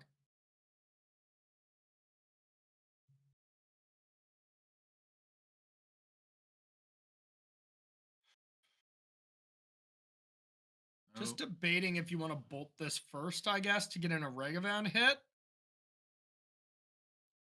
I don't think it's super needed. Yeah, especially because I think I'd just rather play Fable. Yeah. The one thing, I guess, is if there is a living end, Foundation Breaker comes back and kills Fable. That's not even that big of a deal. That is true. Maybe you do want to bolt. Either way, I guess you get to do both. You can just bolt, attack, and then use the treasure. Yeah. It's just bolt at face is net 1 damage compared to just trading with a creature. Damage could matter with these elemental tokens. 7. It really doesn't matter too much. We did learn one thing, that bolts were left in over Colligan's command, which is reasonable. Extra damage. Yeah. It's the same thing. Colligan's command would be a little more expensive. You get a little bit more, but nothing too crazy. The exact same card. Same text. Yep. I've read them. Have you? That's good. Mostly in English. Sometimes, I've read a Spanish or a German lightning bolt before. Have you? Yeah. Huh. Spanish, it's Relampago. And I bet it still deals 3. Trace. Okay. Fair enough. All right, here we go. Here's the combat. I really think here is the turn where it is just violent outburst or bust. And if you get Violent Outburst, I do like the spot of Magic of Player One because you get to outburst during your opponent's turn. Dothy cannot activate that turn, so you'll get one turn to attack at least. We'll just see if one attack is enough. Then the one thing you can always living end again, but it's kind of awkward. Wow, no attack with Regavan. Coward. Yep. Poor monkey doesn't even get to go in the red zone. Never let him have any fun. Ever since they printed Orcish Bowmasters, Yeah. keeps taking arrows to the knee. It's a Poor, tough. poor Regavan. Isn't this supposed to be the year of the monkey too? What year in the Chinese zodiac is it? I of course know that. Please double check. That's really what we need to know right now, Ross. There's not a lot going on, Corey. I was way off. Oh. We're entering the year of the dragon. Oh, okay. There better be some good dragons spoiled. Oh, I should know that. It's a year I'm turning a multiple of 12, so it's got to be whatever I am.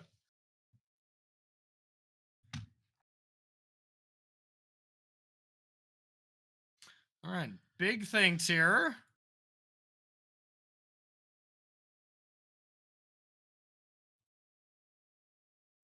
Does decide to send everything in. And blocks the Regavan. Falls to 5, which is an effective 2 with this lightning bolt. You know what? That's not very many life points. That is not that many. That is true. Okay. All right. I don't think we can really do much here. I think you have to Shardless Agent, but then the whole Voidwalker Living End plan comes into play. Just a Curator blocking on the Seasoned Pyromancer might be tempting, but then the Bolt will finish off the game. You just don't really get to get anywhere.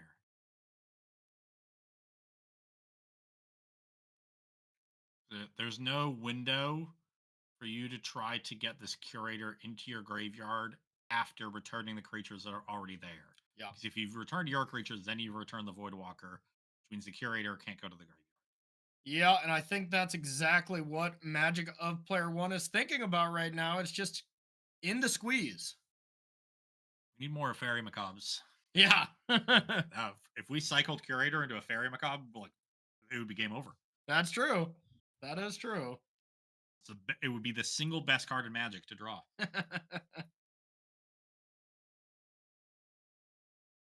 Not the case. Is there any way out of this? I mean,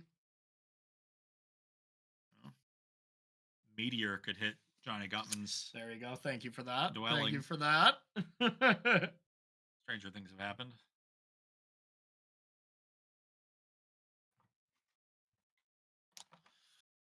Yeah, I mean, I think it's pretty tempting to go for the Curator and then Stomping Ground tapped.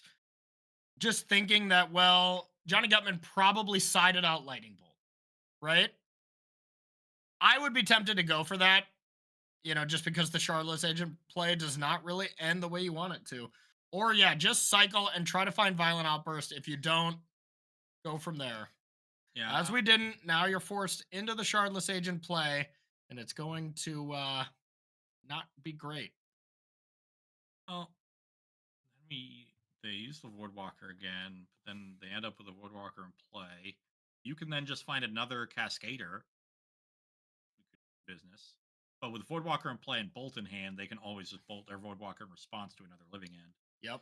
And if you don't draw it, then the Voidwalker comes across for 3, and then the Bolt finishes you off. Also, they're stacking your deck, which normally would be cheating, but when you play living end, it's perfectly fine.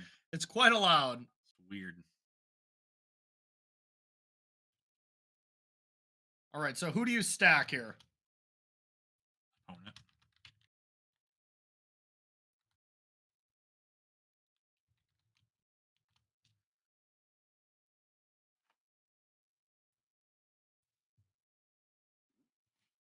Do we got anything?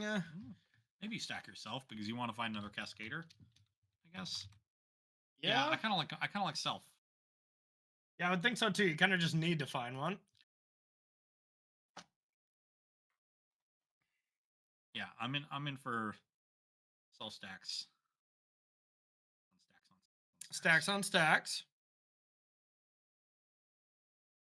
All right. Now let's Found. blow up our own architects of will. Why not? Wait, That wasn't great. you don't have to, right? uh, No, it's a May. yeah, they usually are. I All right, think they maybe thought it was going to go to the graveyard. maybe. Oh, But you're just dead anyway. Yeah. I oh want to yeah, think you just about attack undoing with it. Shadow here, no big deal. Yeah. But it's a lot cooler if we'd go for the living end play, you know? Now it's no fun. You just win on the ground. I wanted to see the living end play. Why did Johnny have to draw the bolt? I wanted to see Dothy Voidwalker do some work. Why, Johnny? Why are you so Why, good at this game? Johnny? Johnny is, of course, an excellent Magic player and is going to be maybe the king of the hill of this tournament, or there might be one other mirror match of an XO player at 5-0. Otherwise, Johnny Gutman has paced the field here, Ginky on Arena. If you've lost to him, which I'm sure everyone has, as he has done some work on the digital clients for sure. So that's Johnny Gutman taking it down. We'll see if there's any other backup matches to bring you here. Welcome back to the booth. Corey Baumeister, Ross Merriam, bringing you all the matches here in round number 5. And any big surprises? Nope. Nope. Grief is great. Yep. In all the decks it's in. It's very good in the living end deck too. Yeah. Are popular and generally thought of as better decks in the metagames are winning. Mm-hmm. I think Pioneers where things will get interesting. I think so too. Yep, absolutely. And we'll go back to the one game where game 1, there was that choice between grief scamming or playing the Ragavan. Ragavan is amazing against living end, so I get the temptation, and maybe there's some situation where that's going to work out a little bit better. As it turned out, it was definitely not the more advantageous play. It worked out a lot a bit worse. A lot of bit worse. So Johnny just wanted to go on hard mode and try to 3-0 the other undefeated player, Magic of Player 1, to be able to lock up the undefeated spot. So congratulations to him. We are going to take ourselves a short break, and then we're going to be back here in 5 minutes to catch up on the end of the rounds of round 5, or just jump right into round 6 of 9. So last round of Modern, and then we move to Pioneer. We got ourselves a nice day ahead of us. So we're going to take a short break, and we'll be right back.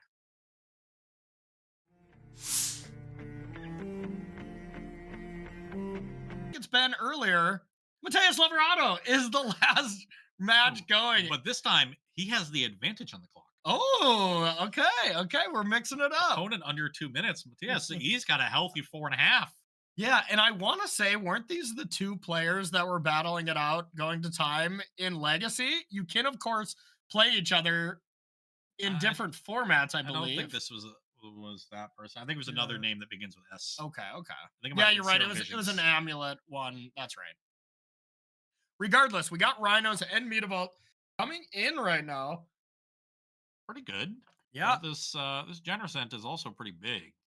So leads me to believe maybe there is a Flame of Anor where you can pair that after blockers, where you can draw 2 cards plus deal with that Generous Ent if it blocks a Rhino, and you deal 2 damage. Well, a Violent Outburst would just be lethal as well, because Okay. you've got 6 coming across with 1 blocker. But now there's a Tide Miner, but that gets Flame salty. of Anor is actually lethal as well. Violent Outburst and Flame of Anor get it done. Yeah. Yeah, because of trample damage from the Rhino. Mm-hmm. So, but there is a force of negation for both of those. Okay. So the Violent Outburst would be better because then they'd have to let the other Crashing Footfalls resolve. I mean, that is actually fine. Living End versus Rhinos, you still just need to find the Living End. Yeah. But this matchup is notoriously in favor of Living End. The Cascade matchup usually goes to Lavunga's side here. Also, the clock, so here is Violent Outburst, and you actually have to force the outburst, don't you? Yeah. Wow. You can do it with the Cascade trigger on the stack just to save some time. But Lavunga is a pretty big fan of wasting 5 or 10 seconds here or there on his clock. You don't get under 5 minutes consistently without doing that. Okay, so here is the Rhinos. The only play that keeps Vunga alive is normally that looks like a misclick, but it is not. We're down to two. Food represents up to five, but I think just like we were looking at last match, we're looking for a Cascader and we need it right now. We find it. That's Ooh, that's a redraw. That's a that's spicy a redraw. double redraw. Woo. Here comes Waker. It's Shardless Agent. Oh my goodness. Shardless Agent off the top with Lavunga up on time. Only a minute left for a Rhinos player. You can now, yep, why not attack first? Probably just chump block. Now, are there any Bone Crusher Giants in the deck? No. So, I mean, is this just GG? I mean, Shardless Agent Subtlety is coming back, but there's a lot of reach blockers. There's Oliphant, Subtlety, Waker, Grief, plenty of things here. Fire Ice. That's it. That's Okay. the ticket. Oh man, are we gonna see the redraw? But you get to rearrange the top of the deck with Architect's Will. So as long as there's not three Fire Ices. That's it's gonna be tough. Oh. Yeah, here we go. Can you pull it off? No, I don't think so, Tim. Yeah. A removal spell's not going to do it because then you present 4 attackers to 5 blockers. I mean, you get to Or 6 rearrange, blockers even. and you know Mateus Leverado knows what is going to be drawn here. I highly doubt it's going to be a fire. I bet it's a land. Crashing footballs off the top. And now you can't even attack with subtlety because it is a 2-3 and your opponent's subtlety is larger. Yeah, and then this is a lethal attack. By far. Wow, Mateus Leverado coming back and putting him at, I believe, X and 2. I don't think Mateus was at the very tip top of the standings. Will tell you that he is. This will be his 3rd win, so he's 2-3 right now. Okay, so 2-1 legacy. Yeah, had a tough go of it in This was just here. to get a win. Salvaged the win to Oof. keep himself alive. Needs to get a 3-0 in Pioneer to make the 2nd day. And playing Rakdos Sacrifice, one of the main pioneers of that Rakdos Sacrifice, him and Luis Salvato really have been dominating with this deck, as well as the king of Rakdos Sac, Jabberwocky, getting stuff done. So we'll come back to the booth. We're going to take a look at standings here. Well, players get ready. Round 6 of 9 is going to be paired immediately after that one got done. And yeah, Mateus Leverado had a rough time in Modern. Also just had a rough time as far as the clock goes. Had to play a lot of clock matches, you know, pretty much the entire. We're going into round 6. That was round 5. Sorry. So he's going to be 3-2. Oh yeah. Okay, Yeah. okay. So still doing great. Has one loss to give. Yeah, Has to still go has 3-1. Yeah, much easier. Yeah, of course. So take a look at the standings here. There we go up top. It is Scouter, TF2, and the study group, aka Ginky, aka Johnny Gutman. Both playing Rakdos Scam up top. Magic of Player One, we just saw with Living End there, picking up one loss, as well as Victor Carvalho, another one of our 3-0 players, going into the modern portion. Same with Gob FTW. So the players that did well in the legacy portion, 5 of them are still in the top 5. That means. But if you scroll down, I believe Serum Visions and Chiafo were also 3-0. Yep. So they've had a tough go of it with So- O2 starts in modern. So we're gonna set you all with a treat, and I cannot believe I'm saying this, Ross. We're gonna give you all a treat. The good guy of modern. We're gonna watch. It's Swifty time playing Tron. What world have we become that Tron is now the good guy in a world of scamming? It's not a world I want to. No. Story. So you're not gonna be jumping into the modern queues after this? Not your Mm. favorite format? Not at this point. Yeah. You know, I'll just cross my fingers and root for Tron guy. Okay. All right. We're rooting for Tron. You either die a hero or die a villain or live long enough to see yourself become the hero. So we've reversed it. I guess so. Now that Karn the Great Creator is out of the format, or excuse me, that's out of the format in Pioneer. Now Karn is just the good guy in Modern here. Gotta love it. So, yeah, I believe we are all set once the players get ready to go. Let's take a look at a couple Pioneer deck lists as we wait for these for this round to get paired. Give you a little bit of some foreshadowing of what we're going to be seeing. Here's the number one most played deck, and oh boy, I'm excited that this is the deck that we're going to be seeing a lot of. Ross, walk us through this one a little bit. Well, your main cards here are Fires of Invention and Enigmatic Incarnation. So, we've seen Fires of Invention across many formats. I believe it was banned in Standard at one point. Yep. Very, very powerful mana engine, effectively letting you cast two really big spells, without committing any mana. Then you start using your mana for other things like buying companions or activating abilities and things like that. So you generate this huge mana advantage. And in this case, you're doing it by putting a bunch of enchantments on the battlefield. And then the incarnation sacrifices those enchantments and finds a toolbox of creatures. So in this case, the innovation here for these recent lists of enigmatic fires is moving away from Karuga, which was their companion before, and moving towards Yorion. And Yorion, with Up the Beanstalk, another powerful recent enchantment, Yeah. is a great synergy. You also get to play things like Path of the World Tree and Nylea's Presence, which then enable you to play Chain to the Rocks. That's sort of your base of cheap enchantments, and they can be sacrificed to find things like Deputy of Detention or Night of Autumn, Skyclave Apparition, different like interactive toolbox creatures, but you really want to get that cheap leyline binding down, which Nylea's Presence also helps, because then you can go over the top and find one of your 7 drops. Agent of Treachery and Atraxa Grand Unifier, incredibly powerful. Of course, Agent also excellent with Yorion. I Oh don't even yeah. want to think about what happens when you blink Atraxa with Yorion. Oh God. Honestly, just what I'm already just excited about is buying Yorin from the companion zone, casting it for free off fires, triggering up the beanstalk, blinking out up the beanstalks, and then putting them back into Yeah. play.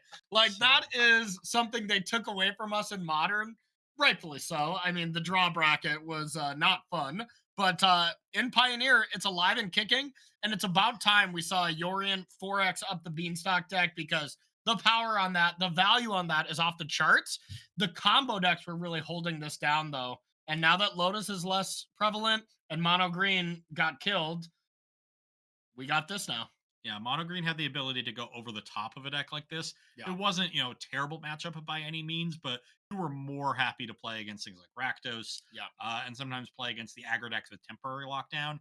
Now the aggro decks aren't as prevalent, so you don't need the sweeper. Instead, you play this really powerful spot removal. It's all Mhm. exile based, which is very important against Amalia and Phoenix. You're still quite good against Rakdos, though a little worse than you used to Yeah. because they're more aggressive. But again, the cheap removal helps against things like Inti and Smuggler's Copter. Yeah. Portable Hole is probably the best anti-copter removal spell there is.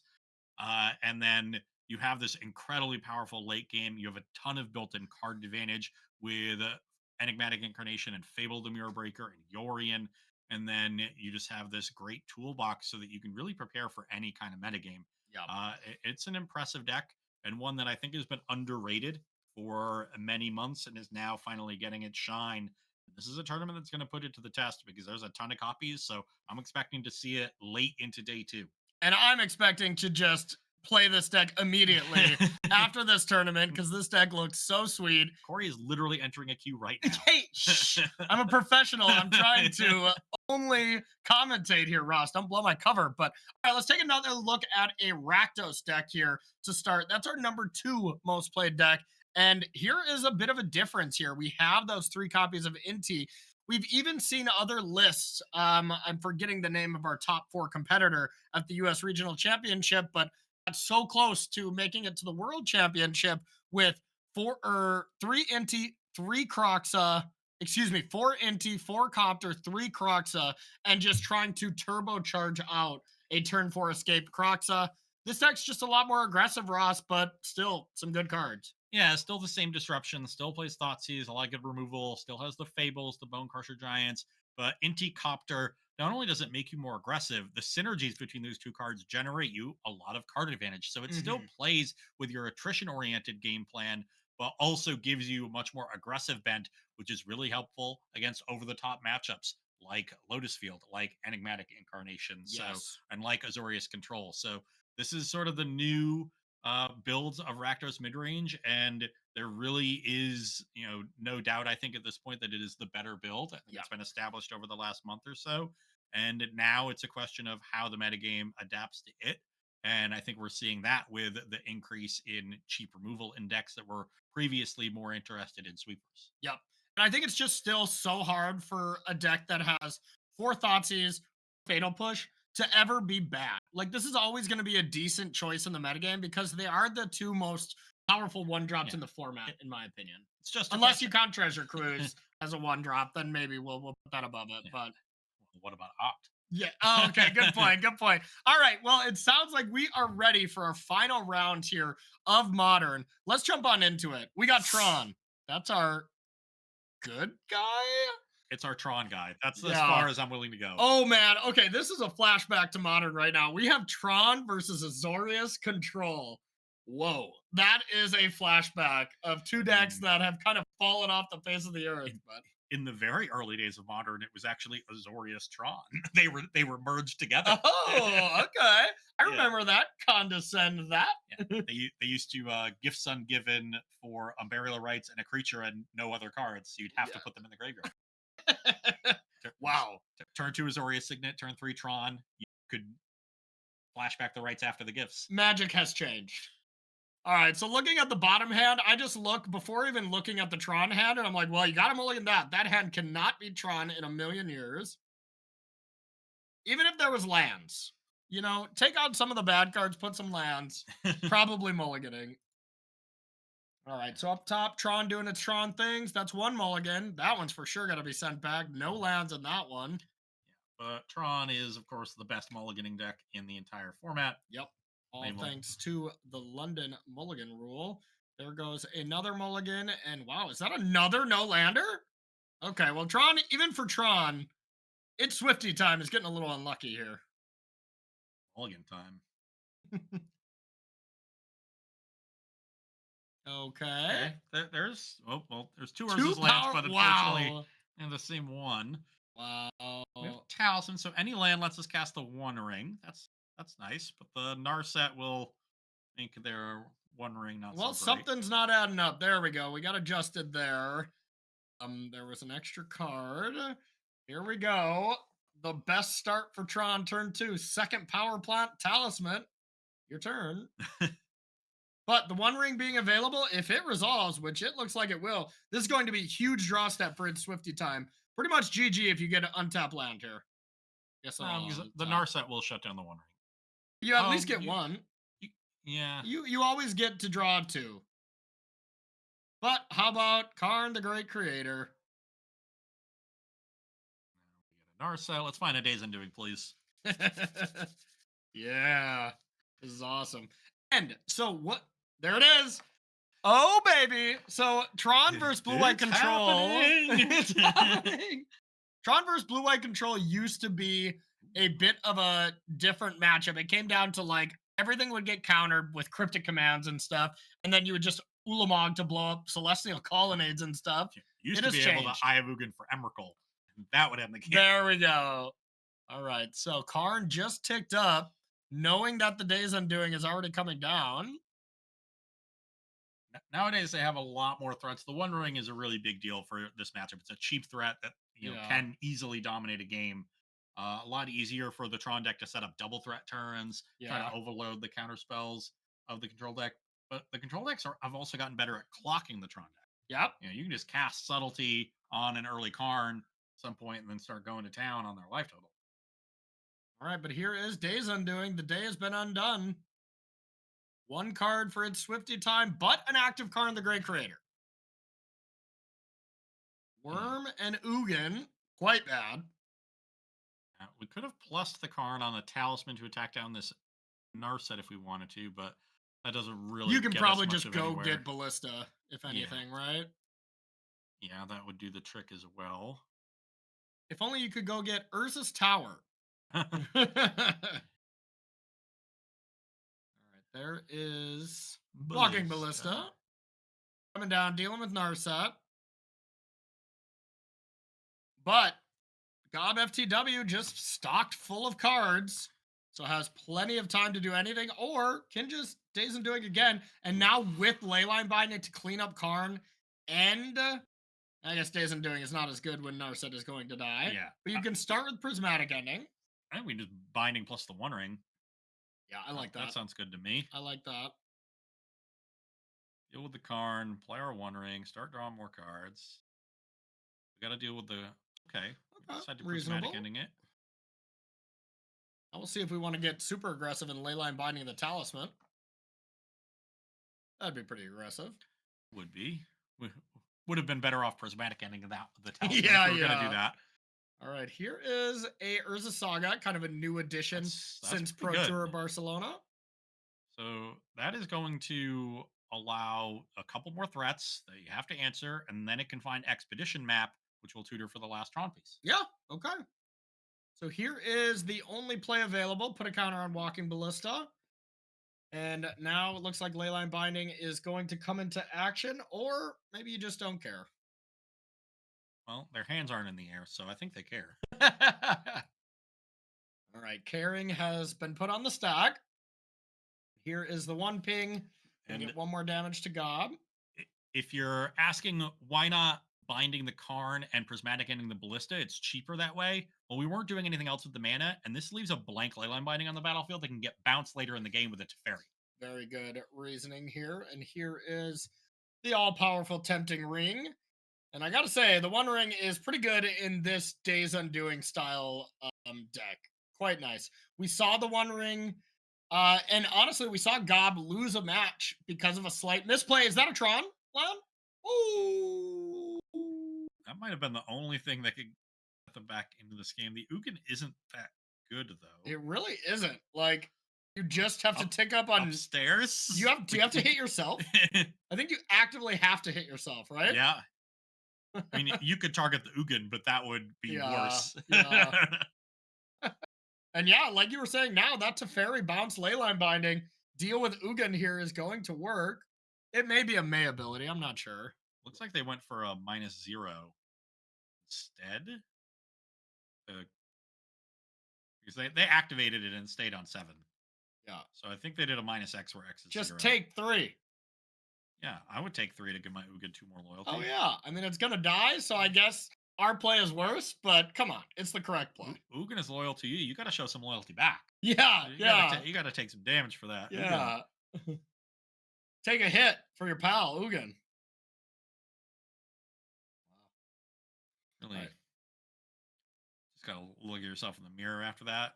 How could you live with yourself knowing that you didn't stand up for your friend? Stand up for your pal. Eugene S. Dragon. Eugene S. Dragon has been declared. So there is Narset Days Undoing. The whole thing's able to happen now. You don't need it now. Yeah, they have 1 card in hand and you have 7. We've already done it. Yeah, the day's already undone. Yes. Okay. Yeah. Now we get to Teferi, bounce the Leyline Binding, bind the Ugin. Now the Saga does still present a problem. You know, it can just attack down Teferi. It's not a huge problem, don't get me wrong, but you could also... So now that we've found a Tron, the Saga can find the Haywire Might and get us our Ugin back. Then Is it in the main? yes. Okay. We saw it in one of their opening hands. Okay. I mean, that's great. Eugene coming back, even though it was disrespected. Okay, here we go. A little fetch and a warping whale off the top. Doesn't do anything quite now, but after this, Teferi goes off the battlefield. It'll have text again. There's the Haywire Might. And there's not many sweepers in this list, right? Is there any? There's 2 Supreme Verdict. Okay.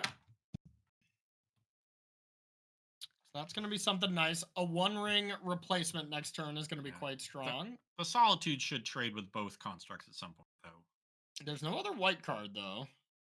We'll hardcast it at some point. So you exile one with the trigger, you trade in combat with the other. Yeah, but there is a worm coil that's going to be played this turn, unless its Swifty time is afraid of a supreme verdict. Then you hold it. We shall see. So I think we can attack face for 4, put them to 9, then Haywire Might the binding, and use Ugin to plus on the Teferi. Yeah, wondering if there's any Punisher case to that. I don't think there is. We can even cast the Wormcoil after that. Yeah. Then we got it all. Well, I think I would want to, if we're going to cast Worm Coil, cast it now, attack for 5. True. But I like this attack a little bit more because it says, okay, if you have a Solitude, maybe they're going to use it on this construct, which would be much better than using it on the Worm Coil. So I like this defensive play. Even with all this power coming into play, Ugin coming back, I still very much put the advantage on Gob just because Oh, yeah. Gob's going to draw 4 cards next turn. Like, and then probably 14 the next turn. yep. If you can deal with Ugin, I mean, you do have problems to deal with, and your hand is quite bad at the moment. So maybe not. Ignoring Teferi. I think that is decent as well. All right. Here comes Worm Coil Engine. Now, you could subtlety this if you're feeling froggy, but the One Ring will protect you no matter what. So I like doing nothing here. Now you do have the availability of going Narset, draw step Days Undoing on your opponent's turn if you get the battlefield clear. For now, that's just a cute play, but We left him with the Teferi because getting the law in life with his One Ring is tempting. So I understand that. No, the ring tempts you. It's not tempting. All right, looks like it has to be the One Ring though, and then could just go untap land, Solitude, the Worm Coil. Didn't play a land. Must have already played a land for turn. Yeah, so we're in sort of a rough spot. I don't know Yeah. if there's a white card there. It's like there wasn't. Yeah, just a bunch Wow. of lands. Okay. So are we dead? Well, you can't be Oh yeah, it attacked. can't be. It's okay. So we at least get another turn. Yep. Um, And you can at least flash in a subtlety. um, Playing blockers at sorcery speed is awkward against the Ugin. Well, you're just playing this at your opponent's end step.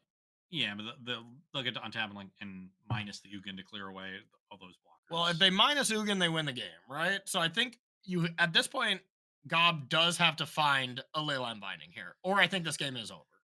So I like this play because you need to find it. You have a lot of draws at it. You have 3 draws off the ring in your draw step, plus Narset to look at the top. So you have at least 7 looks at a Leyline Binding. And we can Days Undoing for another 7. Yep.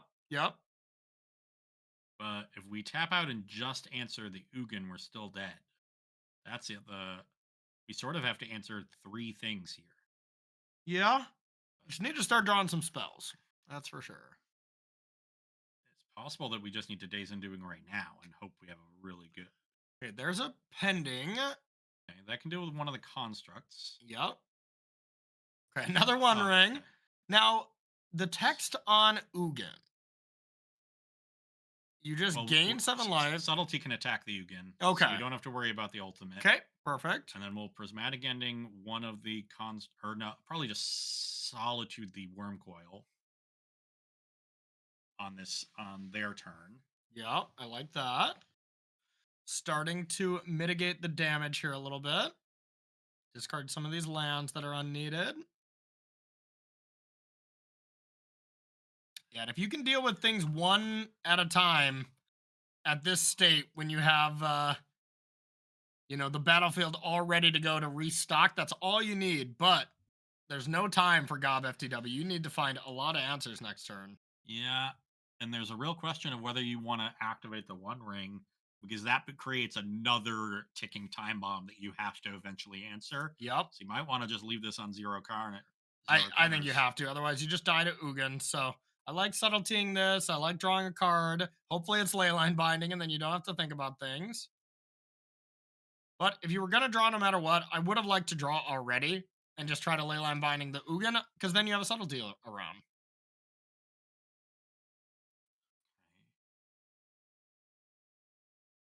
see what Gob decides to do. Doesn't draw, you're right. Interesting. Yes, you can attack down Ugin again, and there's the supreme verdict.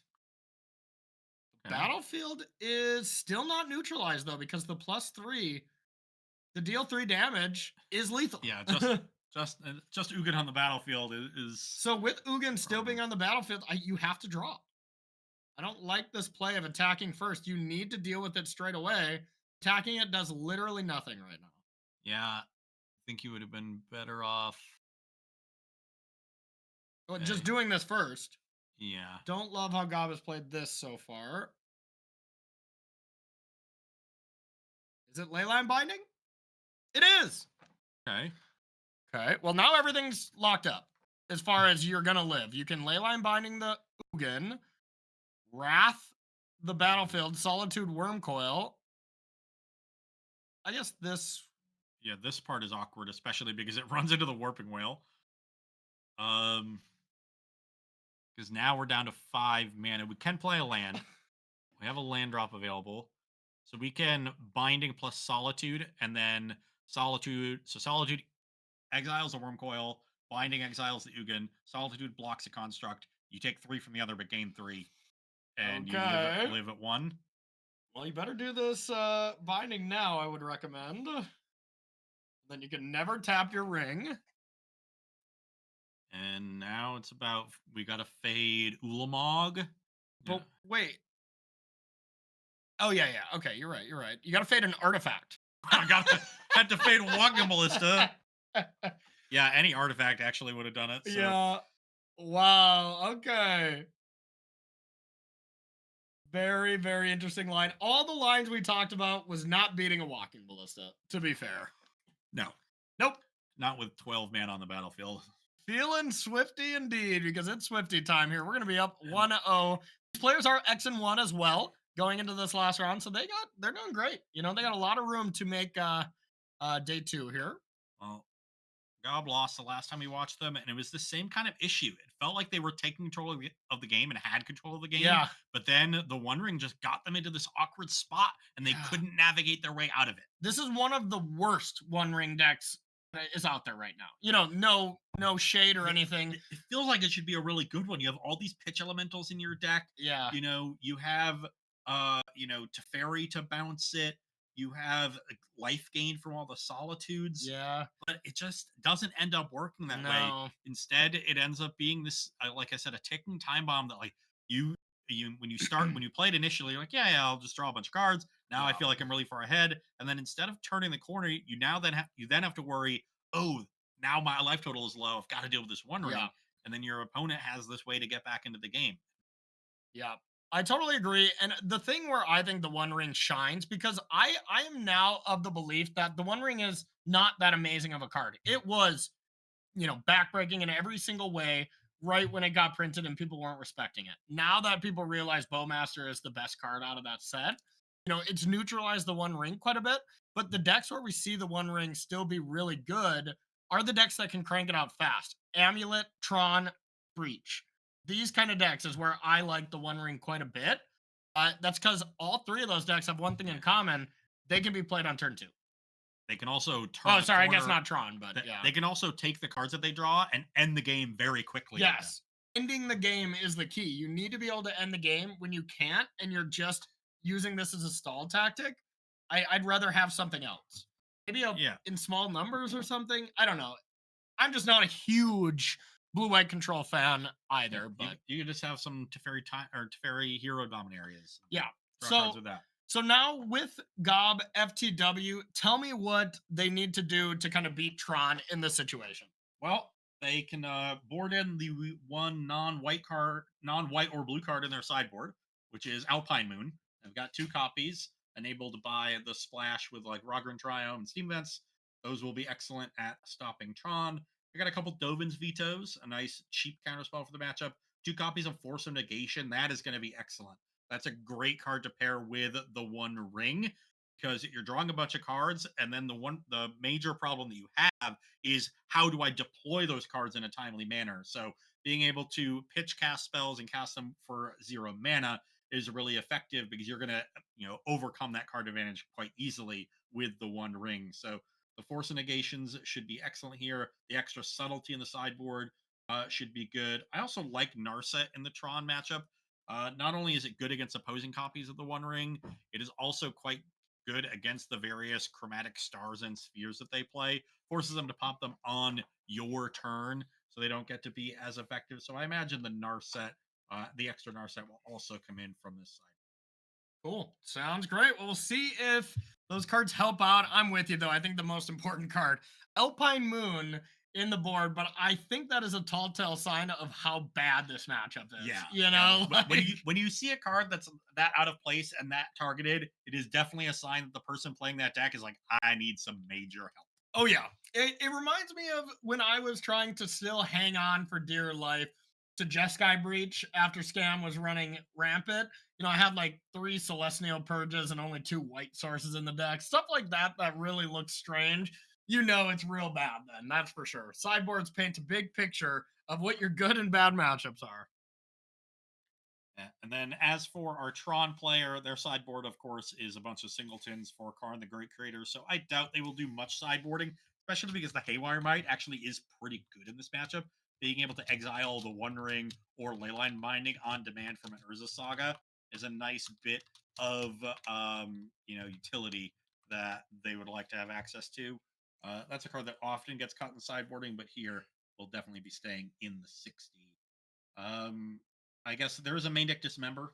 That'll probably leave. Yeah, that's probably not too You, good. you can bring in another threat there. Oh, there's a Karn liberated in the sideboard. That'll come in. Oh, for sure. Yeah, you can't wish for that one. I guess that one's probably for the mirror. Probably misclick when they were deck building. Who knows? Yeah. All right, now we see an opening hand. Urza's Mine, check. Urza's Power Plant, check. Urza's Tower, check. Keep. That's more like it. And when your Tron opponent keeps 7, I'm always just like, oh god damn. Yeah, just scoop it up at that. No, it tells one of two things. Either one, your Tron opponent is bad. Two, they are lucky. Yeah. You even have the prismatic ending for an expedition map. Yeah, they never have the map when you have the ending. It's ridiculous. I don't know how they do it. I don't know. We do have a boatload of counterspells here. Dovin's Veto counterspell, Force of Negation, Subtlety, Narset to gain some card advantage, but we're missing lands. I think they're going to need a bigger boat because I don't think that's good enough here. I really don't. We need to draw some lands. Get it out of there. That is Get it aggressive. out of there.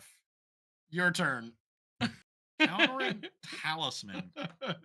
I get the meme of Gob FTW playing control in every format, but started off 3-0, crushed it with a really impressive control deck. And then so far, Azorius control with a 1-2 record. If Tron ends up pulling it out, where Gob will have to go with a 2-1. I would say this is the format where the control deck is at its worst. By far. Not close. It's bad. Yeah. It's pretty solid in Pioneer. It's been doing better recently. Obviously, that leads it to being a little more targeted, which isn't great. And I think his choice in Legacy was quite good. Quite good. Legacy and Pioneer. Totally agree. Both great decks. If you're a control mage and you can play it well, play control in Pioneer and Legacy. Modern, I just don't think it's it. If you're inexperienced with other strategies, do some scamming. That would have been my one advice. Just make sure you cast your scams on turn 1. Exactly. We did have Ginky in the chat saying, you know what? Literally everyone told me if I have the option to scam on turn 1, to scam on turn 1, and I did not listen. So we at least got some justification that we didn't level 2 us or anything here. Hopefully he's learned his lesson for the rest of the tournament because he's probably going to be here tomorrow where there will be more Modern. Yes, absolutely. Yeah, I mean, well, the players are 5-0, so the next match we'll try to take a peek in. I know y'all don't like it, but we'll try to see our number 1 and number 2 ranked player to see who is our first winning into day 2. Yep. Still no lands for Gob on the bottom of your screen, so just trying to trade 1 for 1, and now you see the power of having Karn the Great Creator and the One Ring in these Tron decks. We have a turn here where they just have 2 threats. Yeah. That is not something that was available to Tron decks a few years ago. The Force of Negation answers it, but now you're down a card. Yeah. There's still threats left over. Yeah, it's all bad. Now Gob's hand is completely depleted. You're drawing white cards in this matchup, which are all bad. But sometimes you just don't have enough cards to bring in. Yeah. And here we are. Now let's cast. Oh, wait. Karn a ring and Karn got countered. Let's go get a ring from the sideboard and cast Karn and ring this turn. What do you say? And that's pretty good. I'd be okay with that. Yeah, I think it actually got exiled to force too, right? Yeah, so we could find that one. Yeah, because they're actually all in the main. So, but we could still find the one that was exiled to force a negation. Let's see if they see it because it's a different window you have to open. Didn't see it. Liquid metal coating Okay. is probably pretty good. I'll take this one anyways. too with my opponent on 2 lands. To be fair, if they draw a land, they get rid of it. No, because one of their lands doesn't make mana this turn. So. But if they draw another land, they can get 'cause- rid of liquid so metal they coating. they need a white source Or a fetch land. Yeah, any white source will let them prismatic ending. But if they don't find it now, They're basically dead. dead. Yeah, they're stone Okay, ruined. here it is. They're still dead, but looks like it's indeed Yeah. Swifty time as Tron just completely murdered Azorius control there. I would call that a myrtlation. That was a murderation. So impressive work by It's Swifty time. Going to X and 1, going into the Pioneer portion, has to just really not fall off to make it. Yeah, is needs able one to more go win 1 for- and 2. Just one more. Yeah, doing great. So, all right, welcome back to the booth, everyone. Corey, Ross Merriam here, bringing you coverage here of the last round of Modern. For anyone just joining, this is a 3-format tournament. Wow, 3 formats, really difficult. Started with Legacy in the morning, went to Modern, and now we're going to be heading to Pioneer after this. But is it indeed 3? Yeah, did the math. Yeah, you're right. Okay. So we're gonna check out any more matches we got going on. Adrian, did we have our undefeated players? They seem to still be playing. Yeah, we'll check out the mirror if you can't find anything else. I know it's a little unfun, but they are undefeated. If you can't find anything else, we'll check that out. Can also say that we have Victor Carvalho at 5-1. An amulet. Yeah, on amulet. So Yeah. having a good showing there. I think they 3-0. I think they were 2-1 after in Legacy. I think you're right. Yep. Yeah. So 3-0 with amulet. Pretty impressive stuff. Showing some chops with it. No, they were one of the 3-0s. So they 3-0s, 2-1. 2-1. Yeah. Still solid. Yeah. Still impressive. And then we have It's Swifty time at X and 1. And then the other 2 X and 1s at the moment are the 2 scam players that will be playing, and one of them will be undefeated. So, yeah, if you can't find anything else at the top, we'll jump on into the dark side and we'll give Rakdos Scam its flowers. Watch a good old fashioned mirror match. If we were to pick another match at random, it's probably Rakdos Scam Mirror anyway. Probably. There was a lot Rakdos of it. Scam is doing well. Yeah. Needless to say, in the Modern portion. So, quite scary. We started with a lot of it, and now I think we have even more of it. I think so. Somehow it went from 24% of the metagame. It's actually up to 35% right now. Yeah. Tomorrow it'll be 47. Well, tomorrow it's going to be a lot more than 47%, more than likely. we will for sure see. But yeah, sounds like we got a match ready to go. You're not going to like it. Neither will we, but let's jump on in. Dun, dun, dun. These are our 2 undefeated players. We got Johnny Gutman up top, plus Scouter TF2 on the bottom in a Rakdos Scam mirror match. And we see Hardcast Grief coming into play, taking Scouter's last card, which was a ley line. So Johnny Gutman is doing quite well. And all jokes aside, this is one of the better mirror matches I have ever played. Some mirror matches, quite frankly, are not fun to play. But this one is. There's a ton of interaction back and forth. A ton of mind games and stuff. Yeah. It's a 2-turn clock. It's always a 2-turn clock. Yeah. We can cast the Bone Crusher Giant to get up to 9 damage threatening for next turn. So Scout needs to find something. Really needs that Fury here. Just kidding. That's banned. Honestly, if he drew a Fury here, I would just be impressed. Yeah. Okay. Okay. Beautifully done by our tournament leader here. That's Ginky MTG. That is our guy crushing it up here at 6-0. And congratulations to Ginky because, well, they are officially into day 2. And really, that's all that really matters. Like, once we get to the brackets tomorrow, it's a double elimination. It just starts over. So, that is really all that matters. Yeah. And we're playing on Magic Online, so there's no play draw based on seeding. So it gets to play 3 relaxing rounds. Maybe, Yeah. my opponent is if I feel like my opponent is a good matchup for me, maybe you offer the concession. If Yeah. they're a bad matchup, okay, I'll take my free shot to knock you down a peg. Absolutely. Whatever you do, don't go 9-0. The curse will still follow. Yes, yes. Yeah. Yeah, it So carries over for sure. so it sounds like we got one more match here. Let's go for a third backup match here in round number 6. All right. Looks like we got another classic matchup here and a classic player of the archetype. We got Claudio up top here playing Yawgmoth, pioneering this deck for a long time. These players are 3-2 up against Scam. And this matchup always can be pretty close. I think with Fury, I felt like the favorite. Without Fury, it's closer, but I'd still feel maybe slightly advantaged. But this one can really go either Yeah. way. On the Rakdos side, it's very much about containing the mana from the Yawgmoth deck. Kill those mana creatures, make it so that their Yawgmoths don't immediately draw a bunch of cards because you can usually kill it. And make their quarter callings worse. And you see, a pretty expensive hand here for Claudio has 2 4 Yep. drops and a quarter calling in hand. So killing this Delighted Halfling is quite good. Especially if you have Magus of the Moon to follow it up. Now, I guess that actually doesn't do a single thing now that I look at the hand, besides make quarter calling a little bit more difficult to And cast. we're going to need to find another green creature in order to cast it with Convoke Yeah. or a basic forest. But still, here's 6 points of damage coming down, and that begins the classic. It's going to be a 2-turn clock. And now down to a turn 2 clock. So yeah, not enough time really for the Elven Chorus to take over in this game. Yawgmoth isn't going to do a whole lot, especially because Dothy Voidwalker stops the Young Wolf from Yep. undying. Here's a cord for 1, though, to get stuff going. Probably a Delighted Halfling. Maybe a second Young Wolf to just do the Yogg thing. Interesting to fire this off Well, we can hit the Young Wolf now. now, and it'll get exiled. Oh yeah, of course, of course. The Dothy's exiling it. Yeah, that's Yeah. great.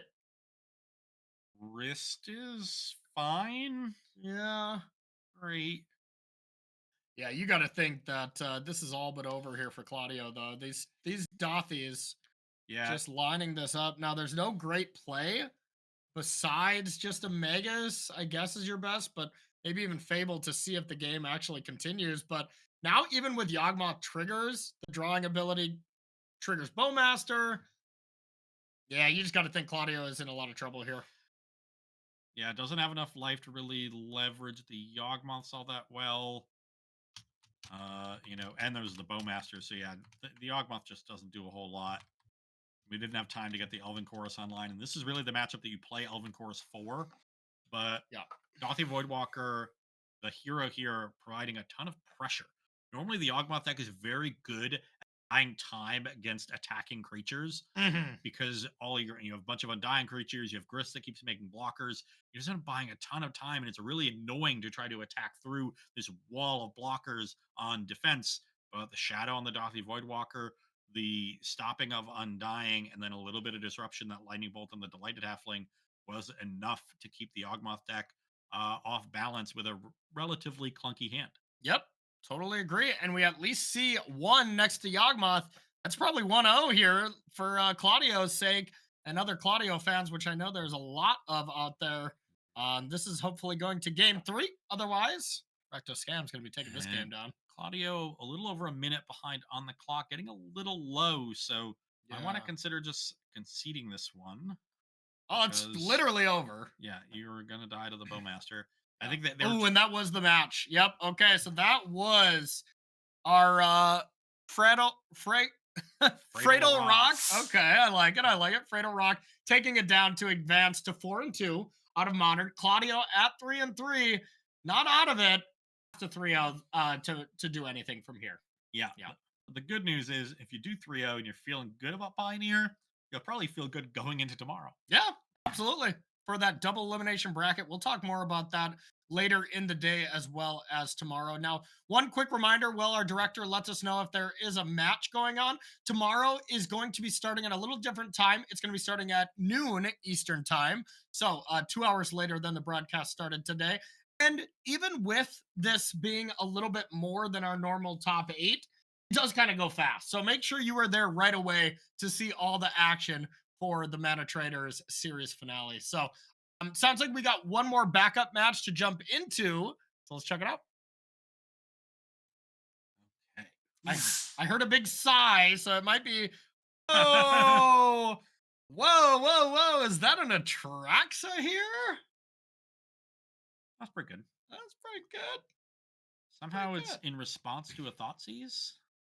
Goryo's Vengeance would be my Ah, guess, but I don't see one in the graveyard though. does it get exiled? Oh, I don't know how it ended up on. Oh, was that?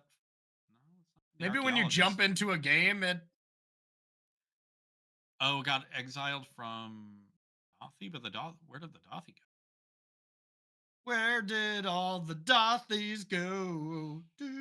Regardless, we got an Atraxa trigger. Looks like Regardless, we're here now. Let's live it. Let's live yeah, with it. looks like that resolved. We should have some revealed cards. See what the Atraxa trigger granted, because now, Well, there's 7 cards in it. yeah, We probably joined a little too late to get the cards. All right. then just a Fable in the hand up top. Yep. So, I mean, this is game. You can't beat an Atraxa with Ephemerate. Well, we can take the Ephemerate with this Thoughtseize. Yeah, that's fair. But even then, Solitude's on the stack. It without a way to remove this Atraxa here, the life swing is going to be too much for Chris to stand. I'm guessing this game is going to be over momentarily. Yeah, and of course, Atraxa is a 2-turn clock. So Everything's a 2-turn clock. We're learning. Oh, that changes things.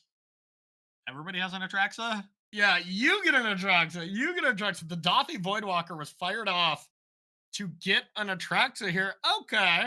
Still, I am going to put the favor on our bottom player.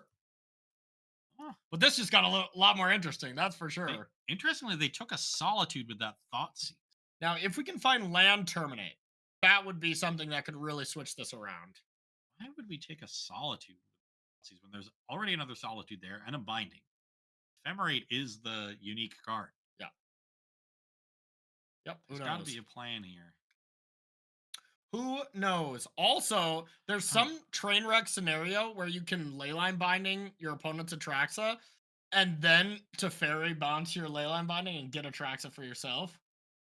That's not fair.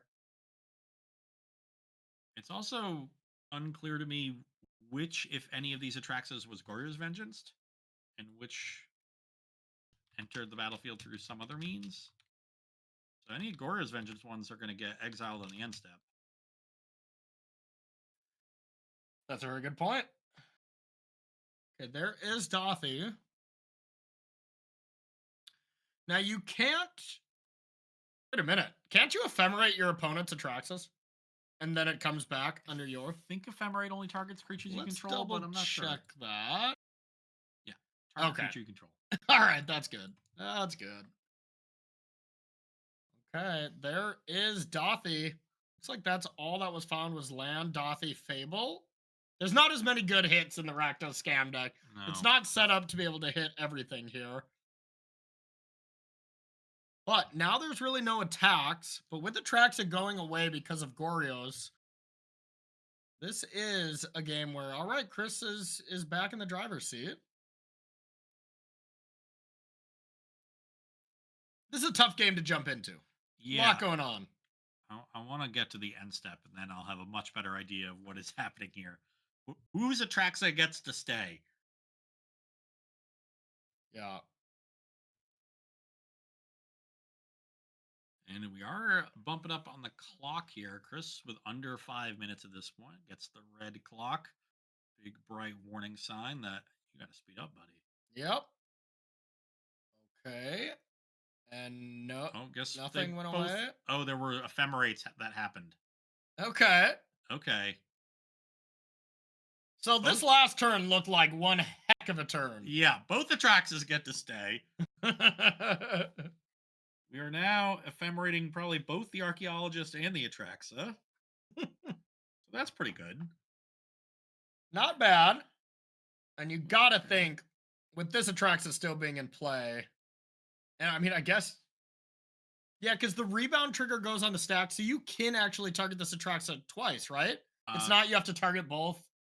You could, but then one wouldn't resolve One wouldn't? Okay, it's because not one rebound. ephemerate would then resolve, and then the second ephemerate that goes to resolve would be like that's a new Are Atraxa. you sure it's not the rebound trigger goes, puts it onto the stack, target resolves, rebound trigger, target Oh, resolves?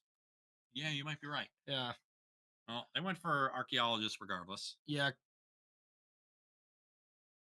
Okay, so one did get cast. Let's see how many Yeah, cards are in hand. 12? Yeah, who knows? we found more ephemerates.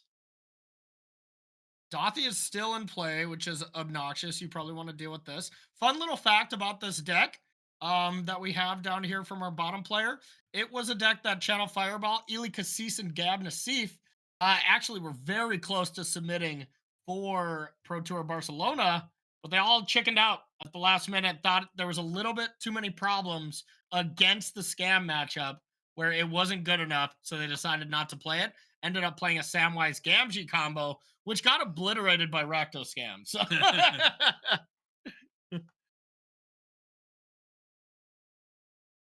You'll solve a problem with the same problem yeah, yeah. solution. I mean, it did turn out that Rakdos Scam was the S tier deck for that tournament, and people tried to beat it instead of join it. And our local Virginian decided to play it, and Jake Beardsley walks away with the trophy. Very smart, very handsome. Yep. I lost to Jake Beardsley in the 0-1 bracket of an RCQ, which he then went on to win, which then went on to queue him for the RC. So I was one match away from stopping that in its tracks. Sounds like you were one match away from winning the Pro Tour. No, no. I would have lost, okay? I'm not as good a Magic player as Jake was, so yeah. Okay, things looking pretty good for the Atraxa player here, Yep. as they tend to. Ephemerate is the first card that I played this deck quite a bit afterwards because I thought it was just so fun. Once you see Ephemerate out of your Atraxa, that's the first card you click. It's just, that's it. That's the best card. It respins it twice, and then you Give go me from that one. there. Give me that one. Oh, drew another Leyline Binding. Our entire deck is just Leyline Bindings and Ephemerates. Yep. Throwing some Fables now. Why not? Sure. All right, now you get to actually attack and really prevent a random lightning bolt from killing you. And that's game. Yeah, no coming back from this one. We even have another Ephemerate back to protect Atraxa Yeah. if Chris ever finds a removal spell for it. So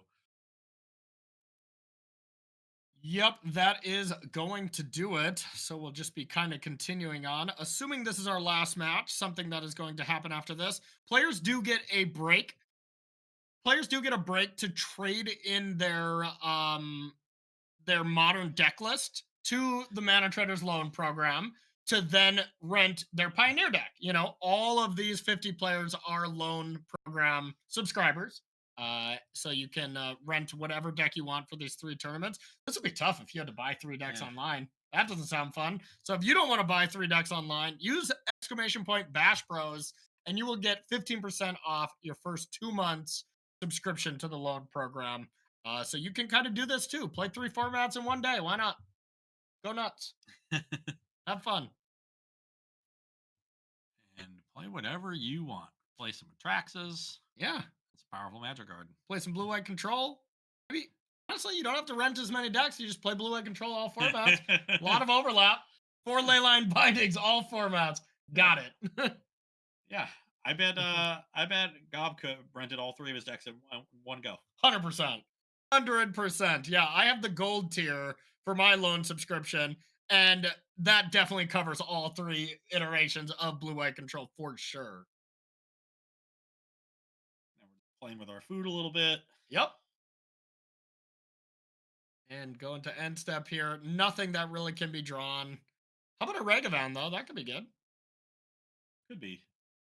But It isn't. isn't, but it could be. And there's Magus of the Moon, a card that would have been a lot better a lot earlier. But everything in the world in hand here for our bottom player. They're going to be winning the match. Not sure of their record, but congrats to them on the W. This is going to knock out Chris Carnage from the tournament. They were 2-3 going into this round. So fortunately, 2-4 means that's too many losses. We let you take a few in this tournament. There's a lot of good players. You're going to lose matches, but yeah, you can't lose that many. Yep. So this actually eliminates both players. as our Drayton player was only at a 1-4 record. But you know what? Playing to have some fun. Why not play and get some good practice against good players? Yeah, Yeah, get that dream crush in. It's my exactly. favorite. Shrink the game. This isn't even. I guess this is shrinking the game. Yeah. You're right. You're right. Yeah. Okay, well, this match is well and truly over. We're just going to call it right now. We're going to head to that break. This time, we're going to be taking a little extra long break as yeah, coming back to the booth here for one quick second. This break is going to be a little bit longer here. We're going to take that 7-minute break as players exchange their deck and then get their Pioneer deck lists coming in. And we'll be right Yeah. back with, you have something else? Get the popcorn on. You know, Yeah. you got some time. Go get a sandwich, you know, eat Refill the beverage. yeah, get a water, do whatever you Take a want. bathroom break. Yeah. Stretch Any your more legs, examples? Go outside for maybe take a brief walk. Whoa. Touch some grass. We don't need to touch any grass here, okay? We're all Magic players. Touching grass is only after like day 10 of gaming straight, okay? Don't touch any grass, but make sure to come Either back way. for round number 7. We'll have the Mana Trader Series finale. We'll be right back.